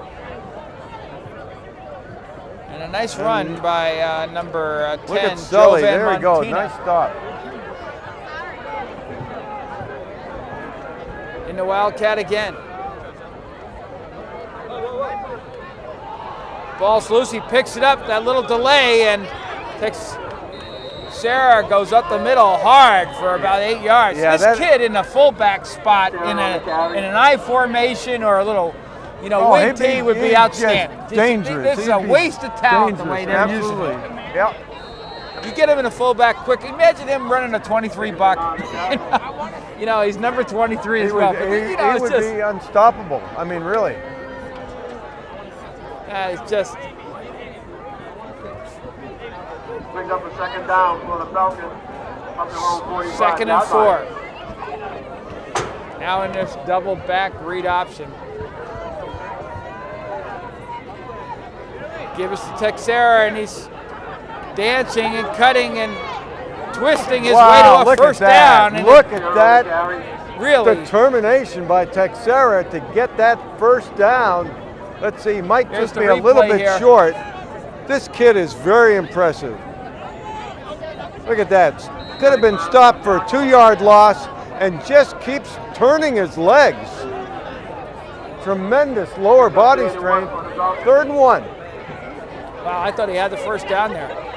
All right. They go into the pistol.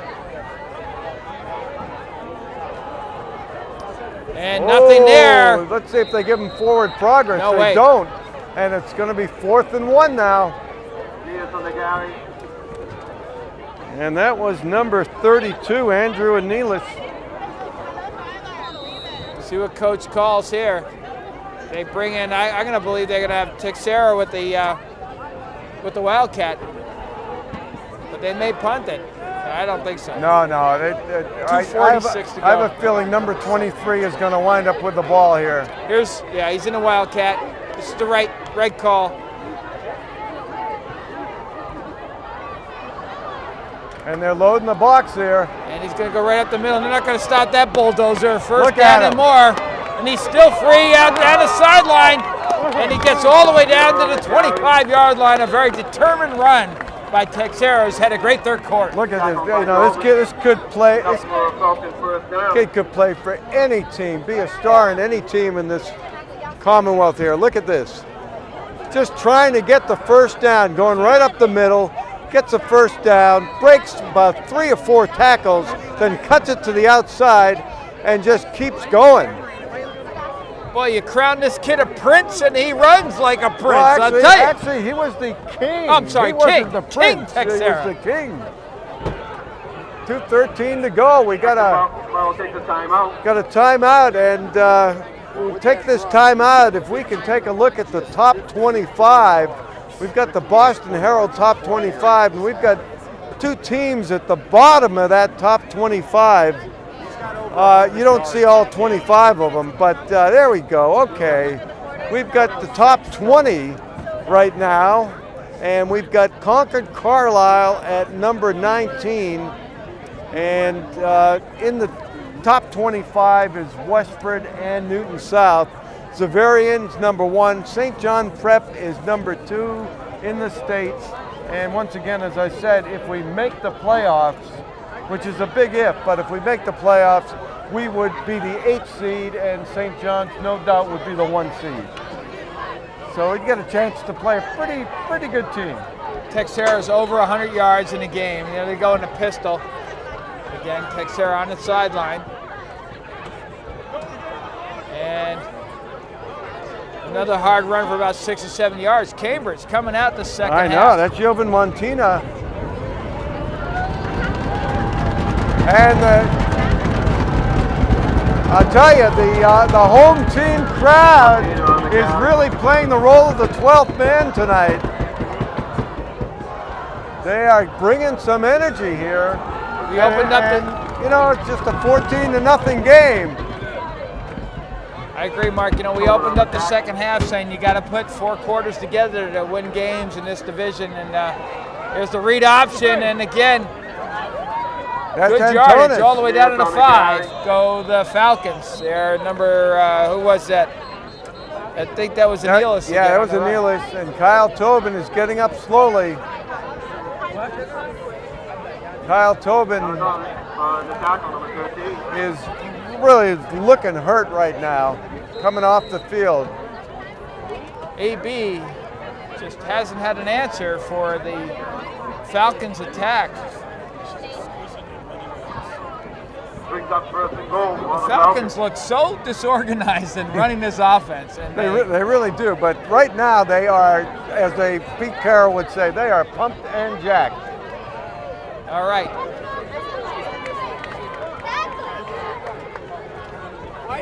Crossbuck with Texera as he slices away for a touchdown.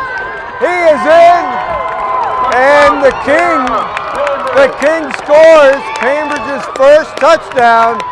And Timmy, we got a game here. Yeah, really. You don't like, if you're an AB fan, you don't like that drive because they really.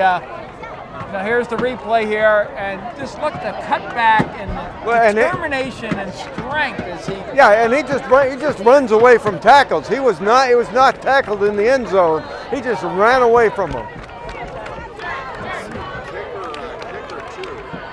Now there's a very important conversion here. And they're going for it here. Yeah, they're going to win here. They're not going for ties. They're going to get 2 points on this. Throws it out, and there it is. They convert. So with 54 seconds to go in the 3rd quarter. It is a 6-point game here, 14-8. Wow. 54 seconds up to the 3rd. Acton Marshmallow, 14, Cambridge. Texera really has been the best quarterback out there for the Falcons. He actually throws the ball. Here's a replay. Watch the throw. Good outlet throw there. And, you know, he's been able to make that throw. There's been... Yeah, as long as you don't, you know, as long as you're not asking him to throw 20-yard outs. It is a red ticket. It is 269. And, you know, you keep within his skill set. 265. You can go to the judges' stand to collect your win. He can be very effective. And he's, you know, he's like that Connor Cates type. He does everything. He kicks off, he punts, he returns. Scouting report said he was the best football player on the team, and there's no question about that. Yeah, I agree.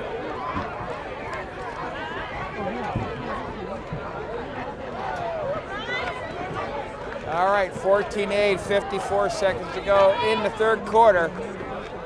Back deep. Dangerous Connor Cates, and they kick a squib down the middle. And wow, Connor Cates picks it up. He gets loose. He's got one man to beat.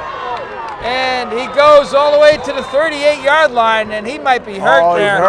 He's hurt. He went right down now. hard. They are on the tackle. Just on like a trip up, you'll see the replay here. Boy, that ball was scary as it was It rolling was. around. 2 or 3 Colonials could not handle it. And then Connor Cates finally picks it up. And once again, he makes a lot of positive yardage. And I'm not sure whether his ankle got twisted. Twisted ankle there. Yeah, it looks like a twisted ankle. Oh, and that would be a huge loss for AB if Connor Cates can't continue here. Yeah, because that was a low tackle and just around the ankles, and he went down like immediately. Yeah, I mean, not a dirty play, just a Nope. good tackle. Nope.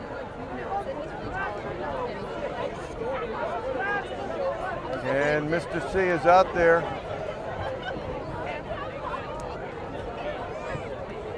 We notice that Mr. C is having a little trouble getting around tonight too.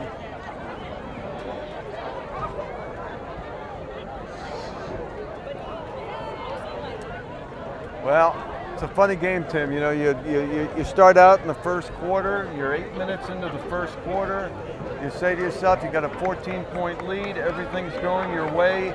You're kind of relaxing a little bit. You say, okay, well, this is another 43-8 game like Lincoln Sudbury had with Cambridge last week, and it's not working out that way.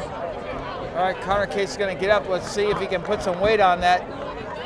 That looks good. He's walking it off gingerly here. Let's see if that gets any better. After a few steps, I'm not as optimistic. No, it looks like it's getting worse as he's walking off the field. Oh, it's like taking a jet engine off the field for Acton Wow. Boxborough. I have to believe he's got about 300 yards of total offense tonight. Wow.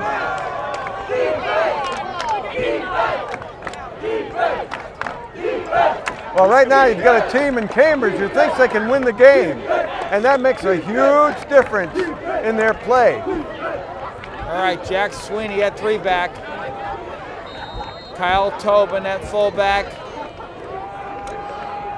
And Cal Sullivan at the wing. And they give it to Tobin, for no gain. And this is what I'm talking about. The energy level has shifted so dramatically here. You're just really pursuing to the ball. Playing some good D right now. And it's amazing to me.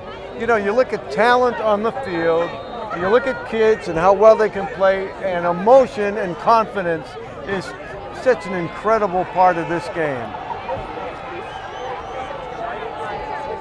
All right, Sweeney on the edge. She gets around, and he turns, and there's a flag on the play, but about a 6-yard gain. That ref threw that flag from about 40 yards away.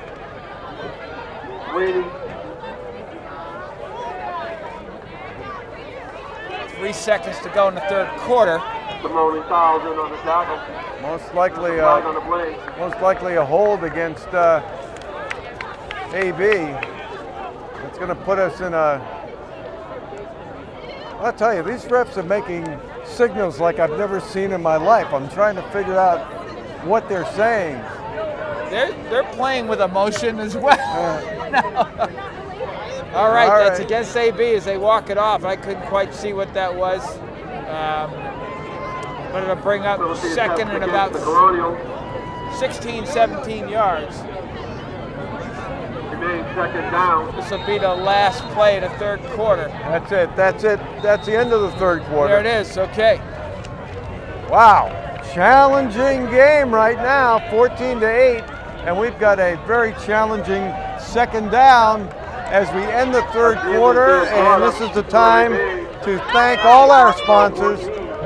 We'd like to thank Acton Pharmacy, our pregame sponsor, Gallant Insurance, Shire Caton Epstein and the Weatherby House in Acton, the Steinberg Lally Charitable Foundation, Harsip and Stewart Family Law in the Strawberry Hill Building, and TC Landos, and I could go for a TC Landos right now. I could we too. couldn't get to the concession stand at halftime, and I could go for a steak and cheese. Yeah. With peppers and onions in there, a what little was it tomato. called? The Budster? Was that it? The Budster. Now that's yeah. it's a heck of a sandwich. Oh, Zeus, I was right, bro. All right, boy, the tides have turned in this game so far as it's been really all Cambridge Latin in the second half. You're looking at a situation here. You've got Cal Sullivan coming in the backfield. You've got no Liam Murray. You have no Connor Cates. You have a really banged up Kyle Tobin.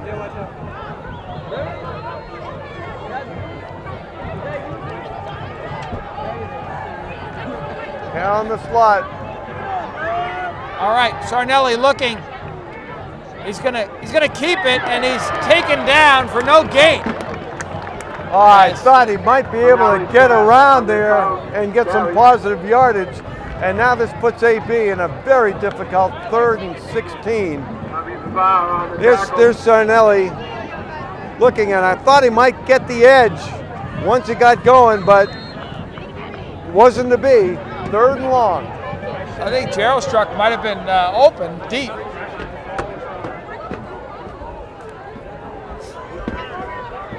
But 3rd and 14 or so on the 33. Down for the Colonial. 3rd and 14. And we do a little Delaware, and we go pounding up. Oh, close to first down. Number 31. On the carry. Campusano, Kyle. Oh, I tell you, another runner, sophomore. Got to be a record in terms of number of runners. I tell you, we probably have 9 or 10 kids rushing here, and it's a 4th down.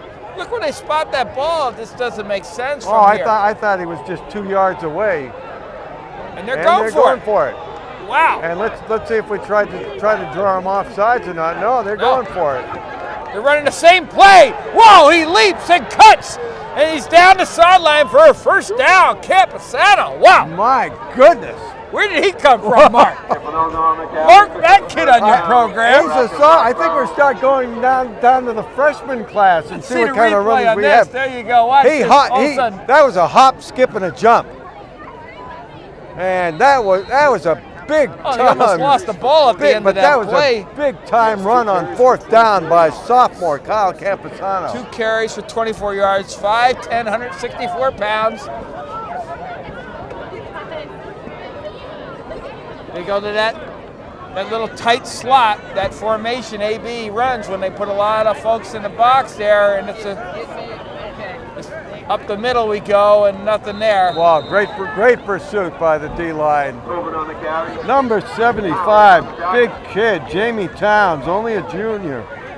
Tobin, I think, Cambridge, at this point, knowing our personnel, they're keying on Tobin and saying, just make sure that kid doesn't hurt you. And that's why the Delaware's open with the fake to Tobin and the outside run. That's a good play. All right, 2nd and 8. Brings up the 2nd down for the Colonial. We've got to answer with a score here. They run Tobin again, and he gets out off tackle. He's still rumbling for a first down. This kid is one of the just the toughest kids I've ever seen play AB football. And Coach Gallant is right. I mean, he's so far from 100%, and he just gets up and just keeps going 100% every play. All right. Timeout on Cambridge. 9 minutes to go to the game, 14-8. And this is the answer that we've got to come up with here. On the about the 23-yard line. They're bringing hot dogs up here, Mark. There oh, you well, go. Okay, I'll take one. I didn't realize that we got room service here. This is great.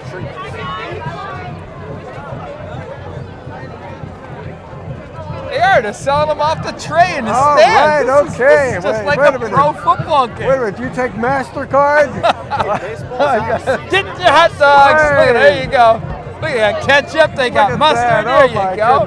Goodness. That's a photo op right there. I love it. Okay, we'll take 2. Get the camera on that. Yeah. All right, 1st and 10 Colonials. They line up on the. They're on the 23. Oh, poor Brian. He has to put the camera on his shoulder to use it because of the crowd. Overload right. It gives to Kyle Tobin again off that overload right formation as he smashes his way for another 8 yards. Yeah, that's a great gain on 1st down. Probably about 7-yard gain. They may run that several times. Yeah, that's a smash mouth football now. That's what's happening right now. Is just let that offensive line just fire out. And this both teams are, they made adjustments here.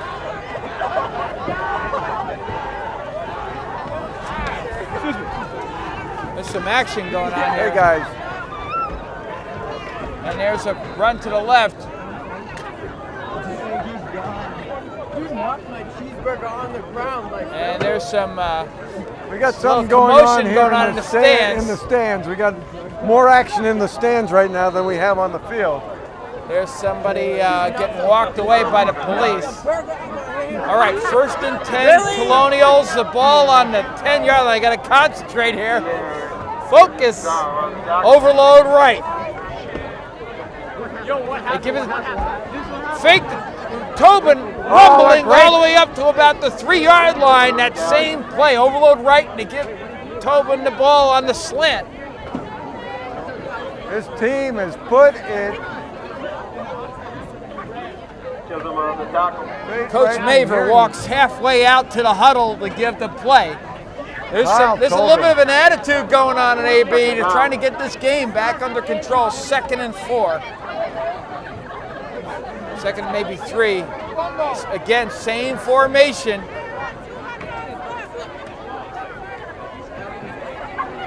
Kyle Tobin breaks out and then cuts back and fouls his way. Touchdown, Colonials.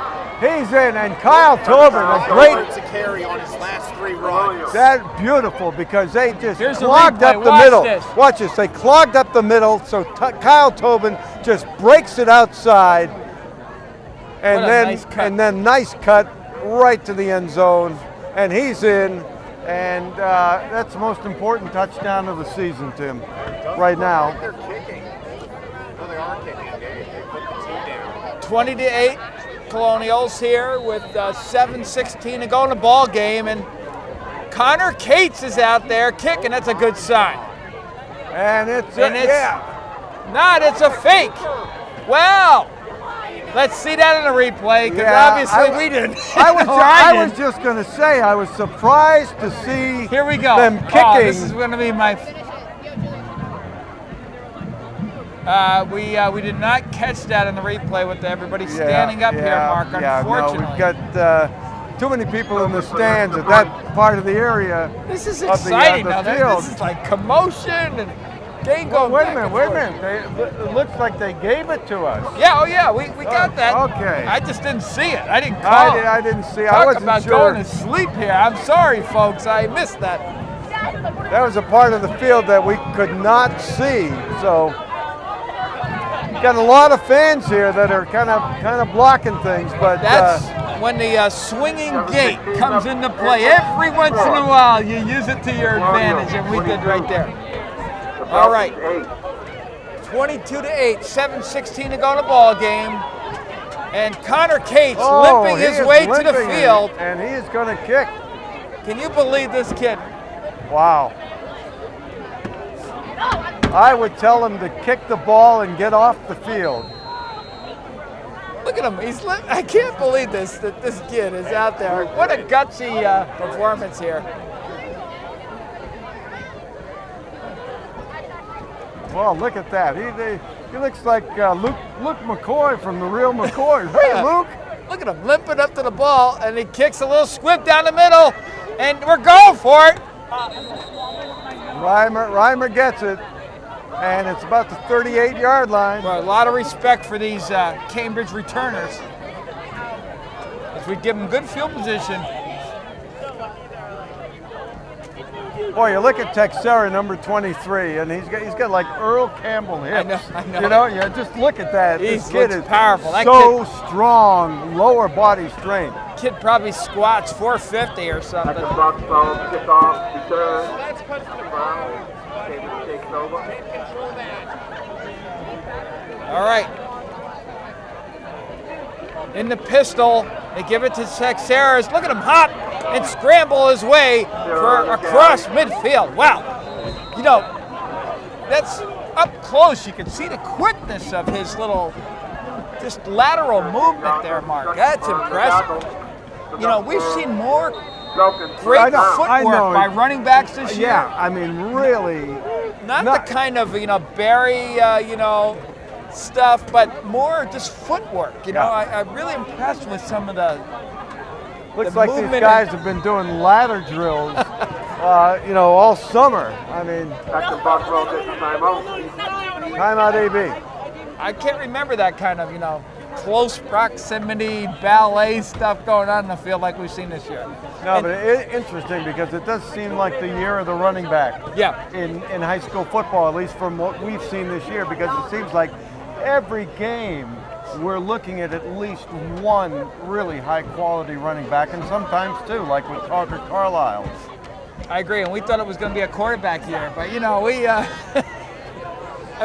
we've seen some good quarterbacks, but the running backs have been more impressive. I think all in so far.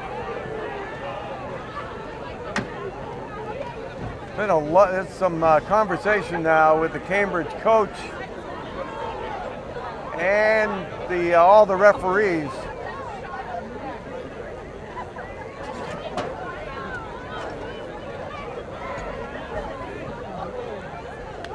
Been a very spirited group of referees tonight. I mean, they when they make their calls and throw their flags, and they've been really into this game. I agree. All right, 1st and 10 on the 49 of AB goes the Falcons.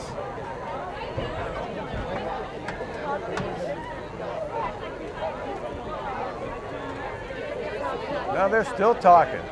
I've never seen a group of refs do more talking, more gabbing in my life. This has been very strange.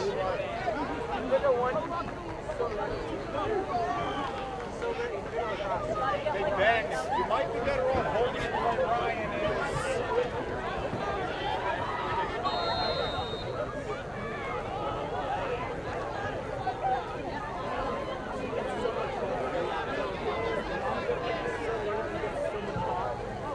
All right, they give it to Texera over the middle, and he pounds his way for about 5.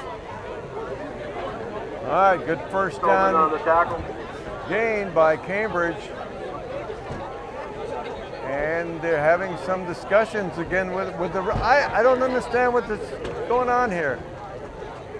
They got to get up. They got to get into hurry up mode here.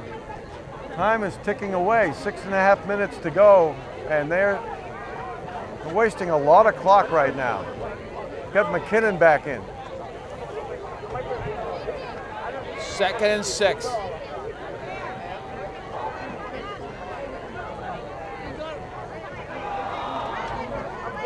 And maybe 2-yard gain, well covered by the middle AB defense. Bring up 3rd and about 4. Under 6 minutes and counting in the game. Tobin on the tackle. Sooner or later, you got to go to Ryan. Watch, that's what I was going to say. They've got this weapon in 83, and they just haven't gone to him all game. I can't believe that they're not going to go to him here on 3rd down. We're covering him one-on-one the whole night. We're rotating the safety over to him, and there they go. We called that, didn't we? Well, the only way you can respond to that is with "duh." It's like, enough for a Cambridge first down. Where have you been all game? Well, that time we rotated our safety over. I think we knew it. You know, they knew it. Everybody knew it. I'm going to step up here, Mark, because I can't see anything. I'm going to go on my tippy toes so I can see what's going on. All right, 1st and 10 for the Falcons. Little cutback run, and a lot of missed tackles out there right now. Maybe a 2-yard gain for the Falcons. Yeah, that was Montina, number 6, only a sophomore. Martina on the carry. But this is the second sustained drive in a row, Tim, that Cambridge has put together. 4:40 and counting in the game. McKinnon into the huddle for the play. 2nd and 8.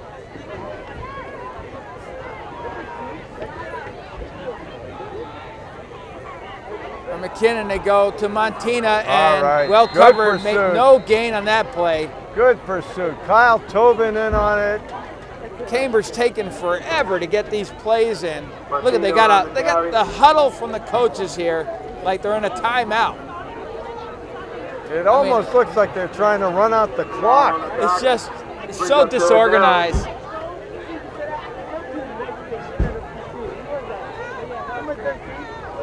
All right.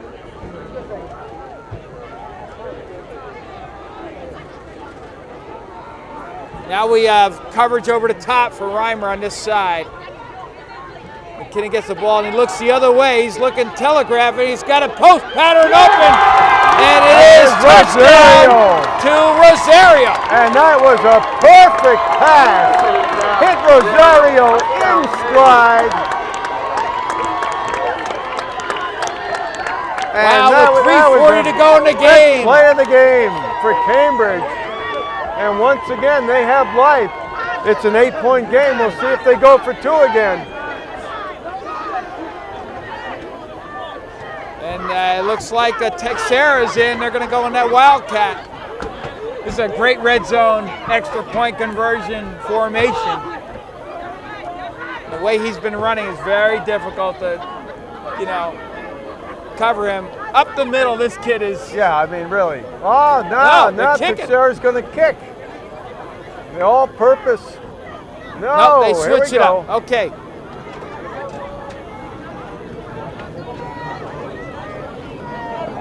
A little cutback run, a little shuttle pass, and it's knocked down. That was a ugly, ugly play, I'll tell you. I don't know why they just didn't. Here's the replay, Mark. You want to see ugly this. one more time? You want to see ugly? This is ugly. And he just goes, whoa! It was like he's like shooting a foul shot or something. AB very alert on that little play with that little shuttle, deep shuttle pass. Well, that's a huge play. That makes it an 8-point spread here with 3:40 to go. And now you just hold on to the ball. You try to, now you take your time. We talked about playing 4 quarters. AB letting Cambridge into this game after a solid first half. We got 3 minutes and 40 seconds to really play some football to put this team away, because they're not going to go home without fighting, I'll tell you that. No, that's for sure. That's for sure. They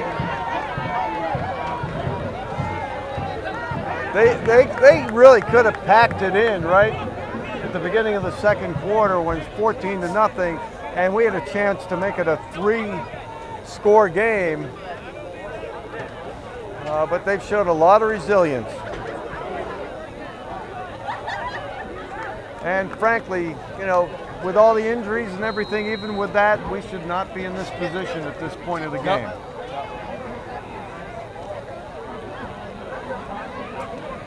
They kick it, script down the middle, and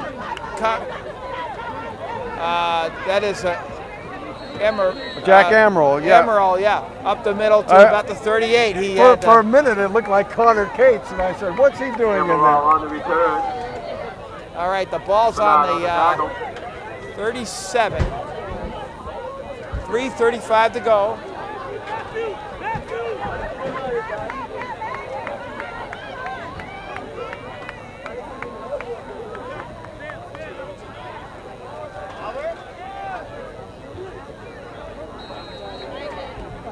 We need a couple of good first downs.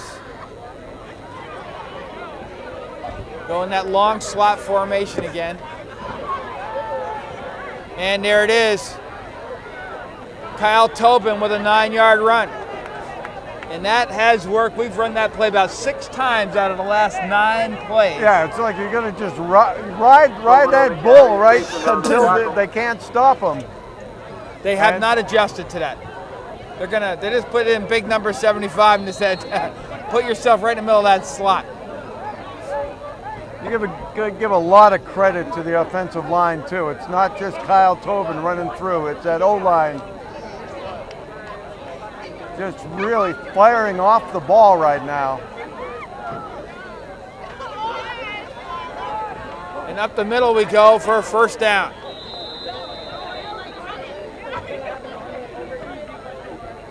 Okay, really important to get those first downs. Every time you get a new set of downs. 2:47 to go in the game. You're going to cut out a lot of clock. Enough for AB first down. See how Cambridge uses their timeouts here. All right, we go same in that tight slot. And it's Tobin again off tackle. And again, he's still turning for another first down. He shouldn't do that because when you get a first down, you stop the clock. You should go for 8 or 9 yards. I'll tell you though, Cambridge has not adjusted to this. And do you see the coaches? They got to call a timeout here to stop that freight train. Exactly. Got to get the, draw something in the sand to readjust here. I just can't imagine how Kyle Tobin feels at the end of the game. Wow. How many yards does Kyle Tobin have, Will? Well, let's add it up. He had 18 in the first half, and he has 59 now. So okay. That way, that's 77 yards, and that 1 touchdown he scored. 77 yards rushing for Kyle Tobin right now. We've been, the crowd has obstructed our camera angles, folks, so we haven't had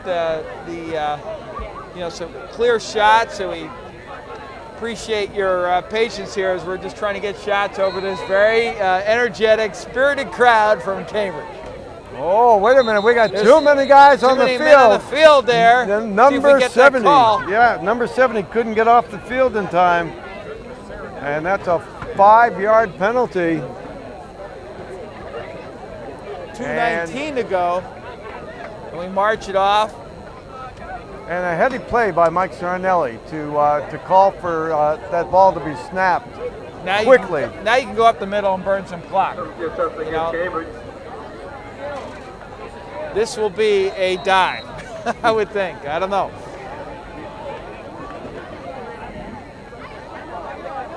Nope. Here we go. Whoa! Breaking tackles down the sideline. We scramble for it to about the 5-yard line. Deja vu with Kyle Campusano. Oh, this kid is really. He is like showed up. Here's the replay. We got that angle here. Take a look. This looks like a replay of his first run. Well, he likes that 36 power, doesn't he? Wow. Enough for an AB first down. It's amazing after years and years of calling these games, these kids come up and they just become stars. There's a keeper with Sarnelli as he spins and breaks his way up for 3 or 4. I'm not sure if that was a broken play or a plan. Sarnelli on the carry. Keeper there. Certainly killed some time, that's for sure. 2:03 to go in the game. And it's 3 carries, 50 yards for Mr. Campusano. Well, that's a good average. Yeah, that's not bad. And this is looks like timeout Cambridge. Second down. Looks like to me. Cambridge takes the timeout. Okay, AB's coming up to. No, we're moving ahead. Boy, I saw you warming up All right, Kyle Tobin off tackles. He pounds up for up to about the 1 or yard line. That might be first down. It might be first and goal. Yeah, I think they could get the first down with inside the 2, and it may call for a measurement here. Let's see. Third down, or is it first? I think it's first down. Yeah, first and goal. I think the first and goal. Yeah, there it is. First and goal on the 2. 1:56 to go.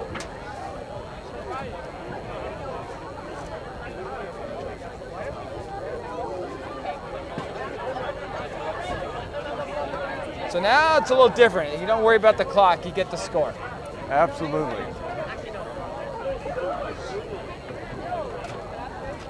So I think you go that tight slot, Kyle Tobin. Yeah, that's right. And you see if they can stop it, and that's what they're going to do. They line up tight slot. You tell the whole stadium here we're going to go off tackle with Kyle Tobin, and let's see what happens. There it is, Kyle Tobin in, bing, bang, boom, and that is a touchdown. Like I told you, right there. And once again, he just bowled his way in. Touchdown, Tobin, and that makes it a 2-touchdown deficit now for Cambridge. Here's the replay. Let's watch this. This is, grab an appetizer and watch Kyle. Look at him go uphill, or downhill, I should say, and just, you got to go where the beef is and take it home here. Every play, he's made that same move except for that one play where he cut outside. I remember Coach Maver last year after this Cambridge game when they rushed for all but 3 plays. You said if you keep working, Maybe if it keeps going for working, 2. Kyle Tobin again up the middle, and they convert. Okay, So with all right. 1:49 to go, it's AB 30 and Cambridge 14. That's much better, Mark. Cambridge 14. Now, as I was saying, Coach Maver last year said it was working, and it kept working, and we were going to do it until it didn't work, and it worked last year, 27-8. This year, 30-14.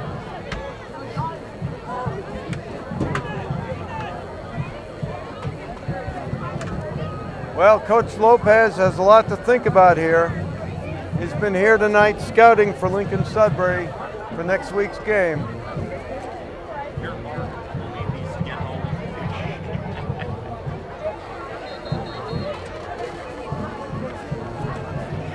I think hopefully Connor Cates, his ankle is feeling better. Cal Sullivan's going to be kicking off.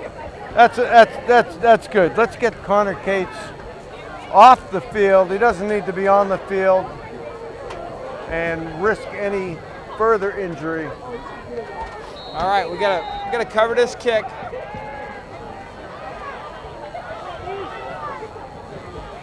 There's gonna be some hitting on this play. A lot of frustration out there.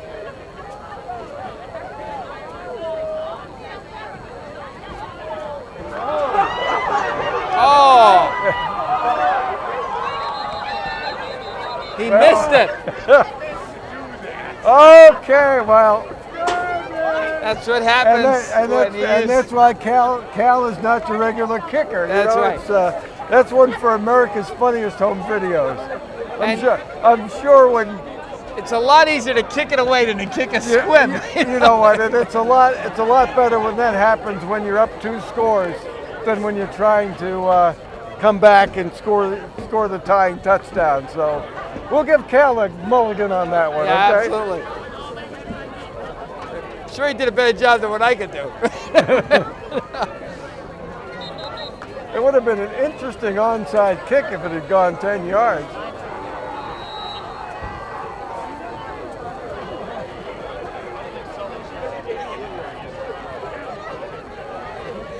How does that work when nobody touches the ball? Is that really a kick? If a tree falls in the it is. It's a trick play as Reimer throws. Oh! That ball is caught by Rosario. That is some Wait a kind of play. minute. Did you see that throw by Reimer?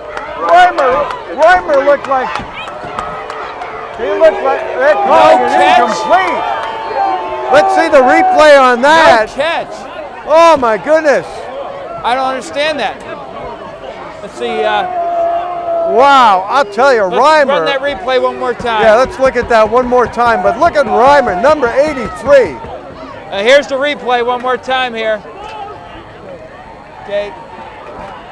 Reimer tosses. Why isn't he playing quarterback? Holy cow.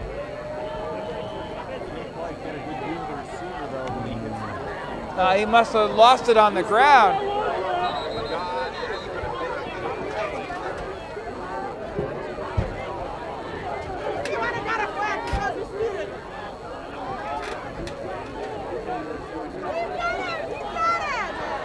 All right, McKinnon keeps the ball and he's caught down. Okay, and that is big 79. Here's the replay. Bruno.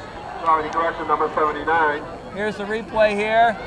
Look at number 79 come in, and he just trips him up. Good McKinnon play. looking out in the flat, and it's complete. And he stays in bounds. I believe the clock is, let's see, the clock is not, must have gone out of bounds. 1:05 to go in the game, 30-14. Enough for Cambridge first down. Boy, I'm really impressed by that throw by Reimer, and he was under pressure too. He couldn't even get everything into that throw, and that was a 45-yard bomb. We might see him at quarterback in college.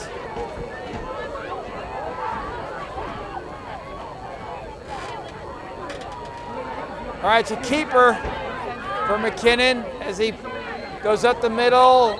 Not quite a first down. That clock will be counting down. 54 seconds and counting. Okay, Coach Solner wants that hurry-up offense. They want to get it going here. 47 seconds.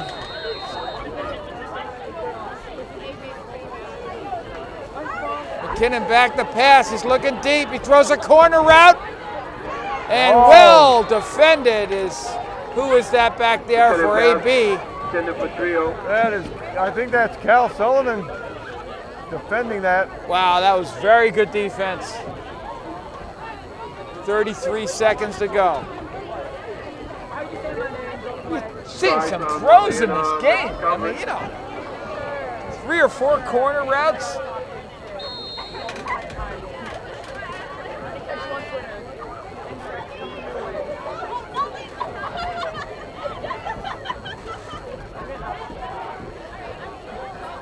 Got to go to Reimer again.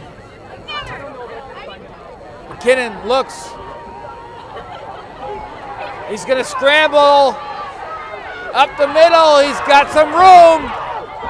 And he's cut down at the 18 with 21 seconds to go. I want to tell you, if there is one unsung hero of this team this year, it's number 63, Andy Dickinson. Andy, he goes both ways. He's the pulling guard, and he's had an incredible year. I think he's had a great year. You're right. He's just a sure tackler. I mean, really.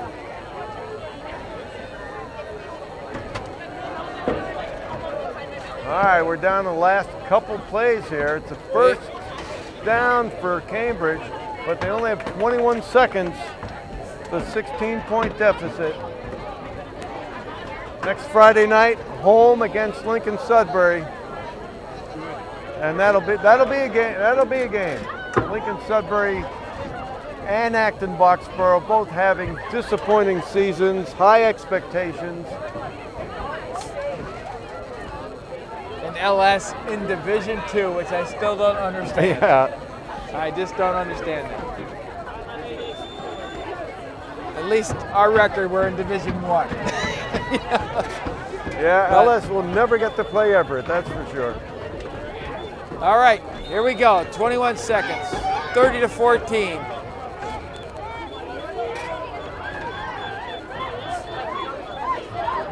McKinnon with a slant route, and it absolutely hit number 10. That was Edwards, right? Montina. Oh, yeah. Right on the numbers. And he had a little room to run there, too.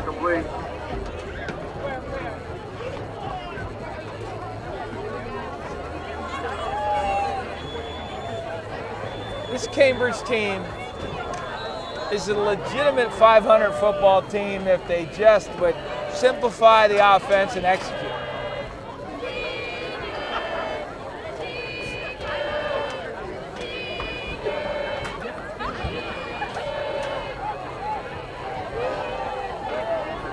McKinnon back to pass to corner route again. Yeah, he was looking to Rosario. He was looking for a little magic again with Rosario and overthrew him. And you're going to see 2 more throws into the end zone.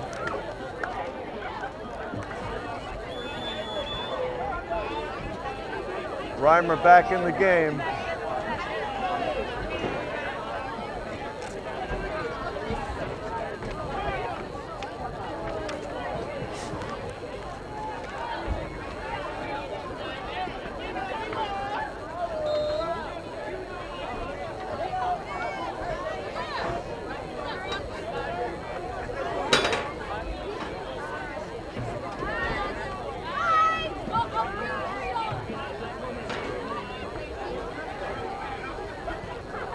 All right, we got Texera out there. I was wondering when they would put him back in.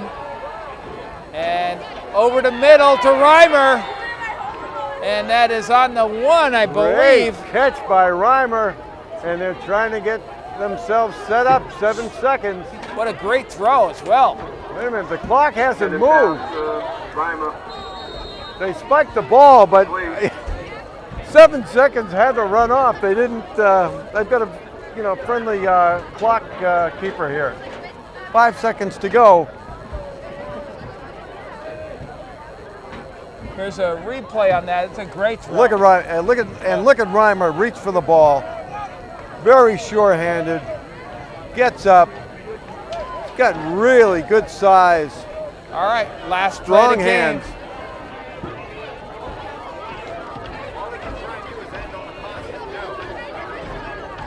Will Henry says it all. Got to end on a positive note if you're Cambridge.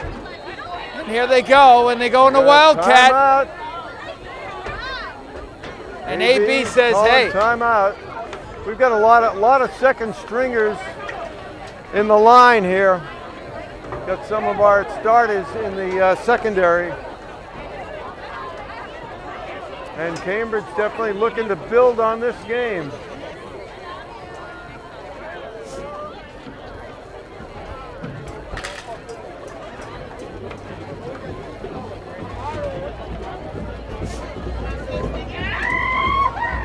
Well, there's no question, Tim, that Cambridge has been in this game. I mean, this is not like many of their other games where they've just been blown out. They've been in this game and absolutely have. It's really been fun, and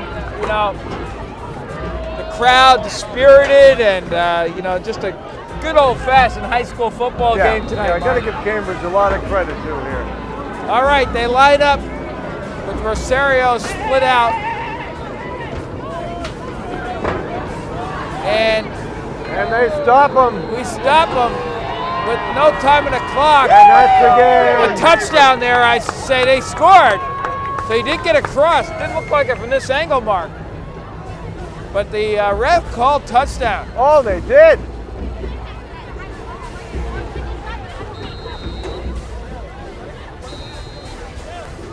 Wow. Whoa. Let's see. Get a replay on that. I thought they had him. That's the ball game. And that's the ball game, folks. So, these two teams went at it tonight. And, 30-20, AB, as they pull out the victory, as they, after kind of an off third quarter, AB, reached down and pulled this fourth quarter together. Probably the best quarter they played all year, Mark. And they employed probably 10 different running backs and we really saw the emergence of Kyle Camposano, who really showed very well in today. So something to build on, Tim, and next week gives Tom Lopez a lot to think about. Really is, and one of the great images in high school football is the kids shaking hands at the end of the game. Football style, hockey style, if you will, it's always great. And Mark, we don't have a replay package to end this game tonight, so folks, we, given the crowd and some of the obstructions and the camera views and so on, we're going to have to end this game without going through replays, so I will apologize for that, folks. But with that, we want to thank our crew. Go ahead, Mark, run that.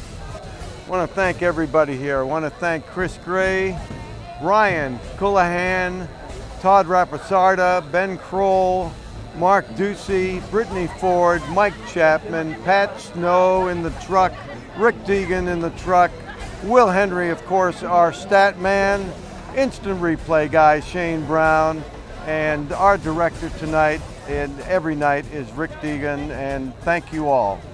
Yeah, thanks everybody. I really enjoyed this, and with that, Mark, thanks. It's exciting. I'm looking forward to Lincoln Sudbury. With that, I want to thank you for watching this presentation of Acton TV Sports, and we'll see you next week, everybody.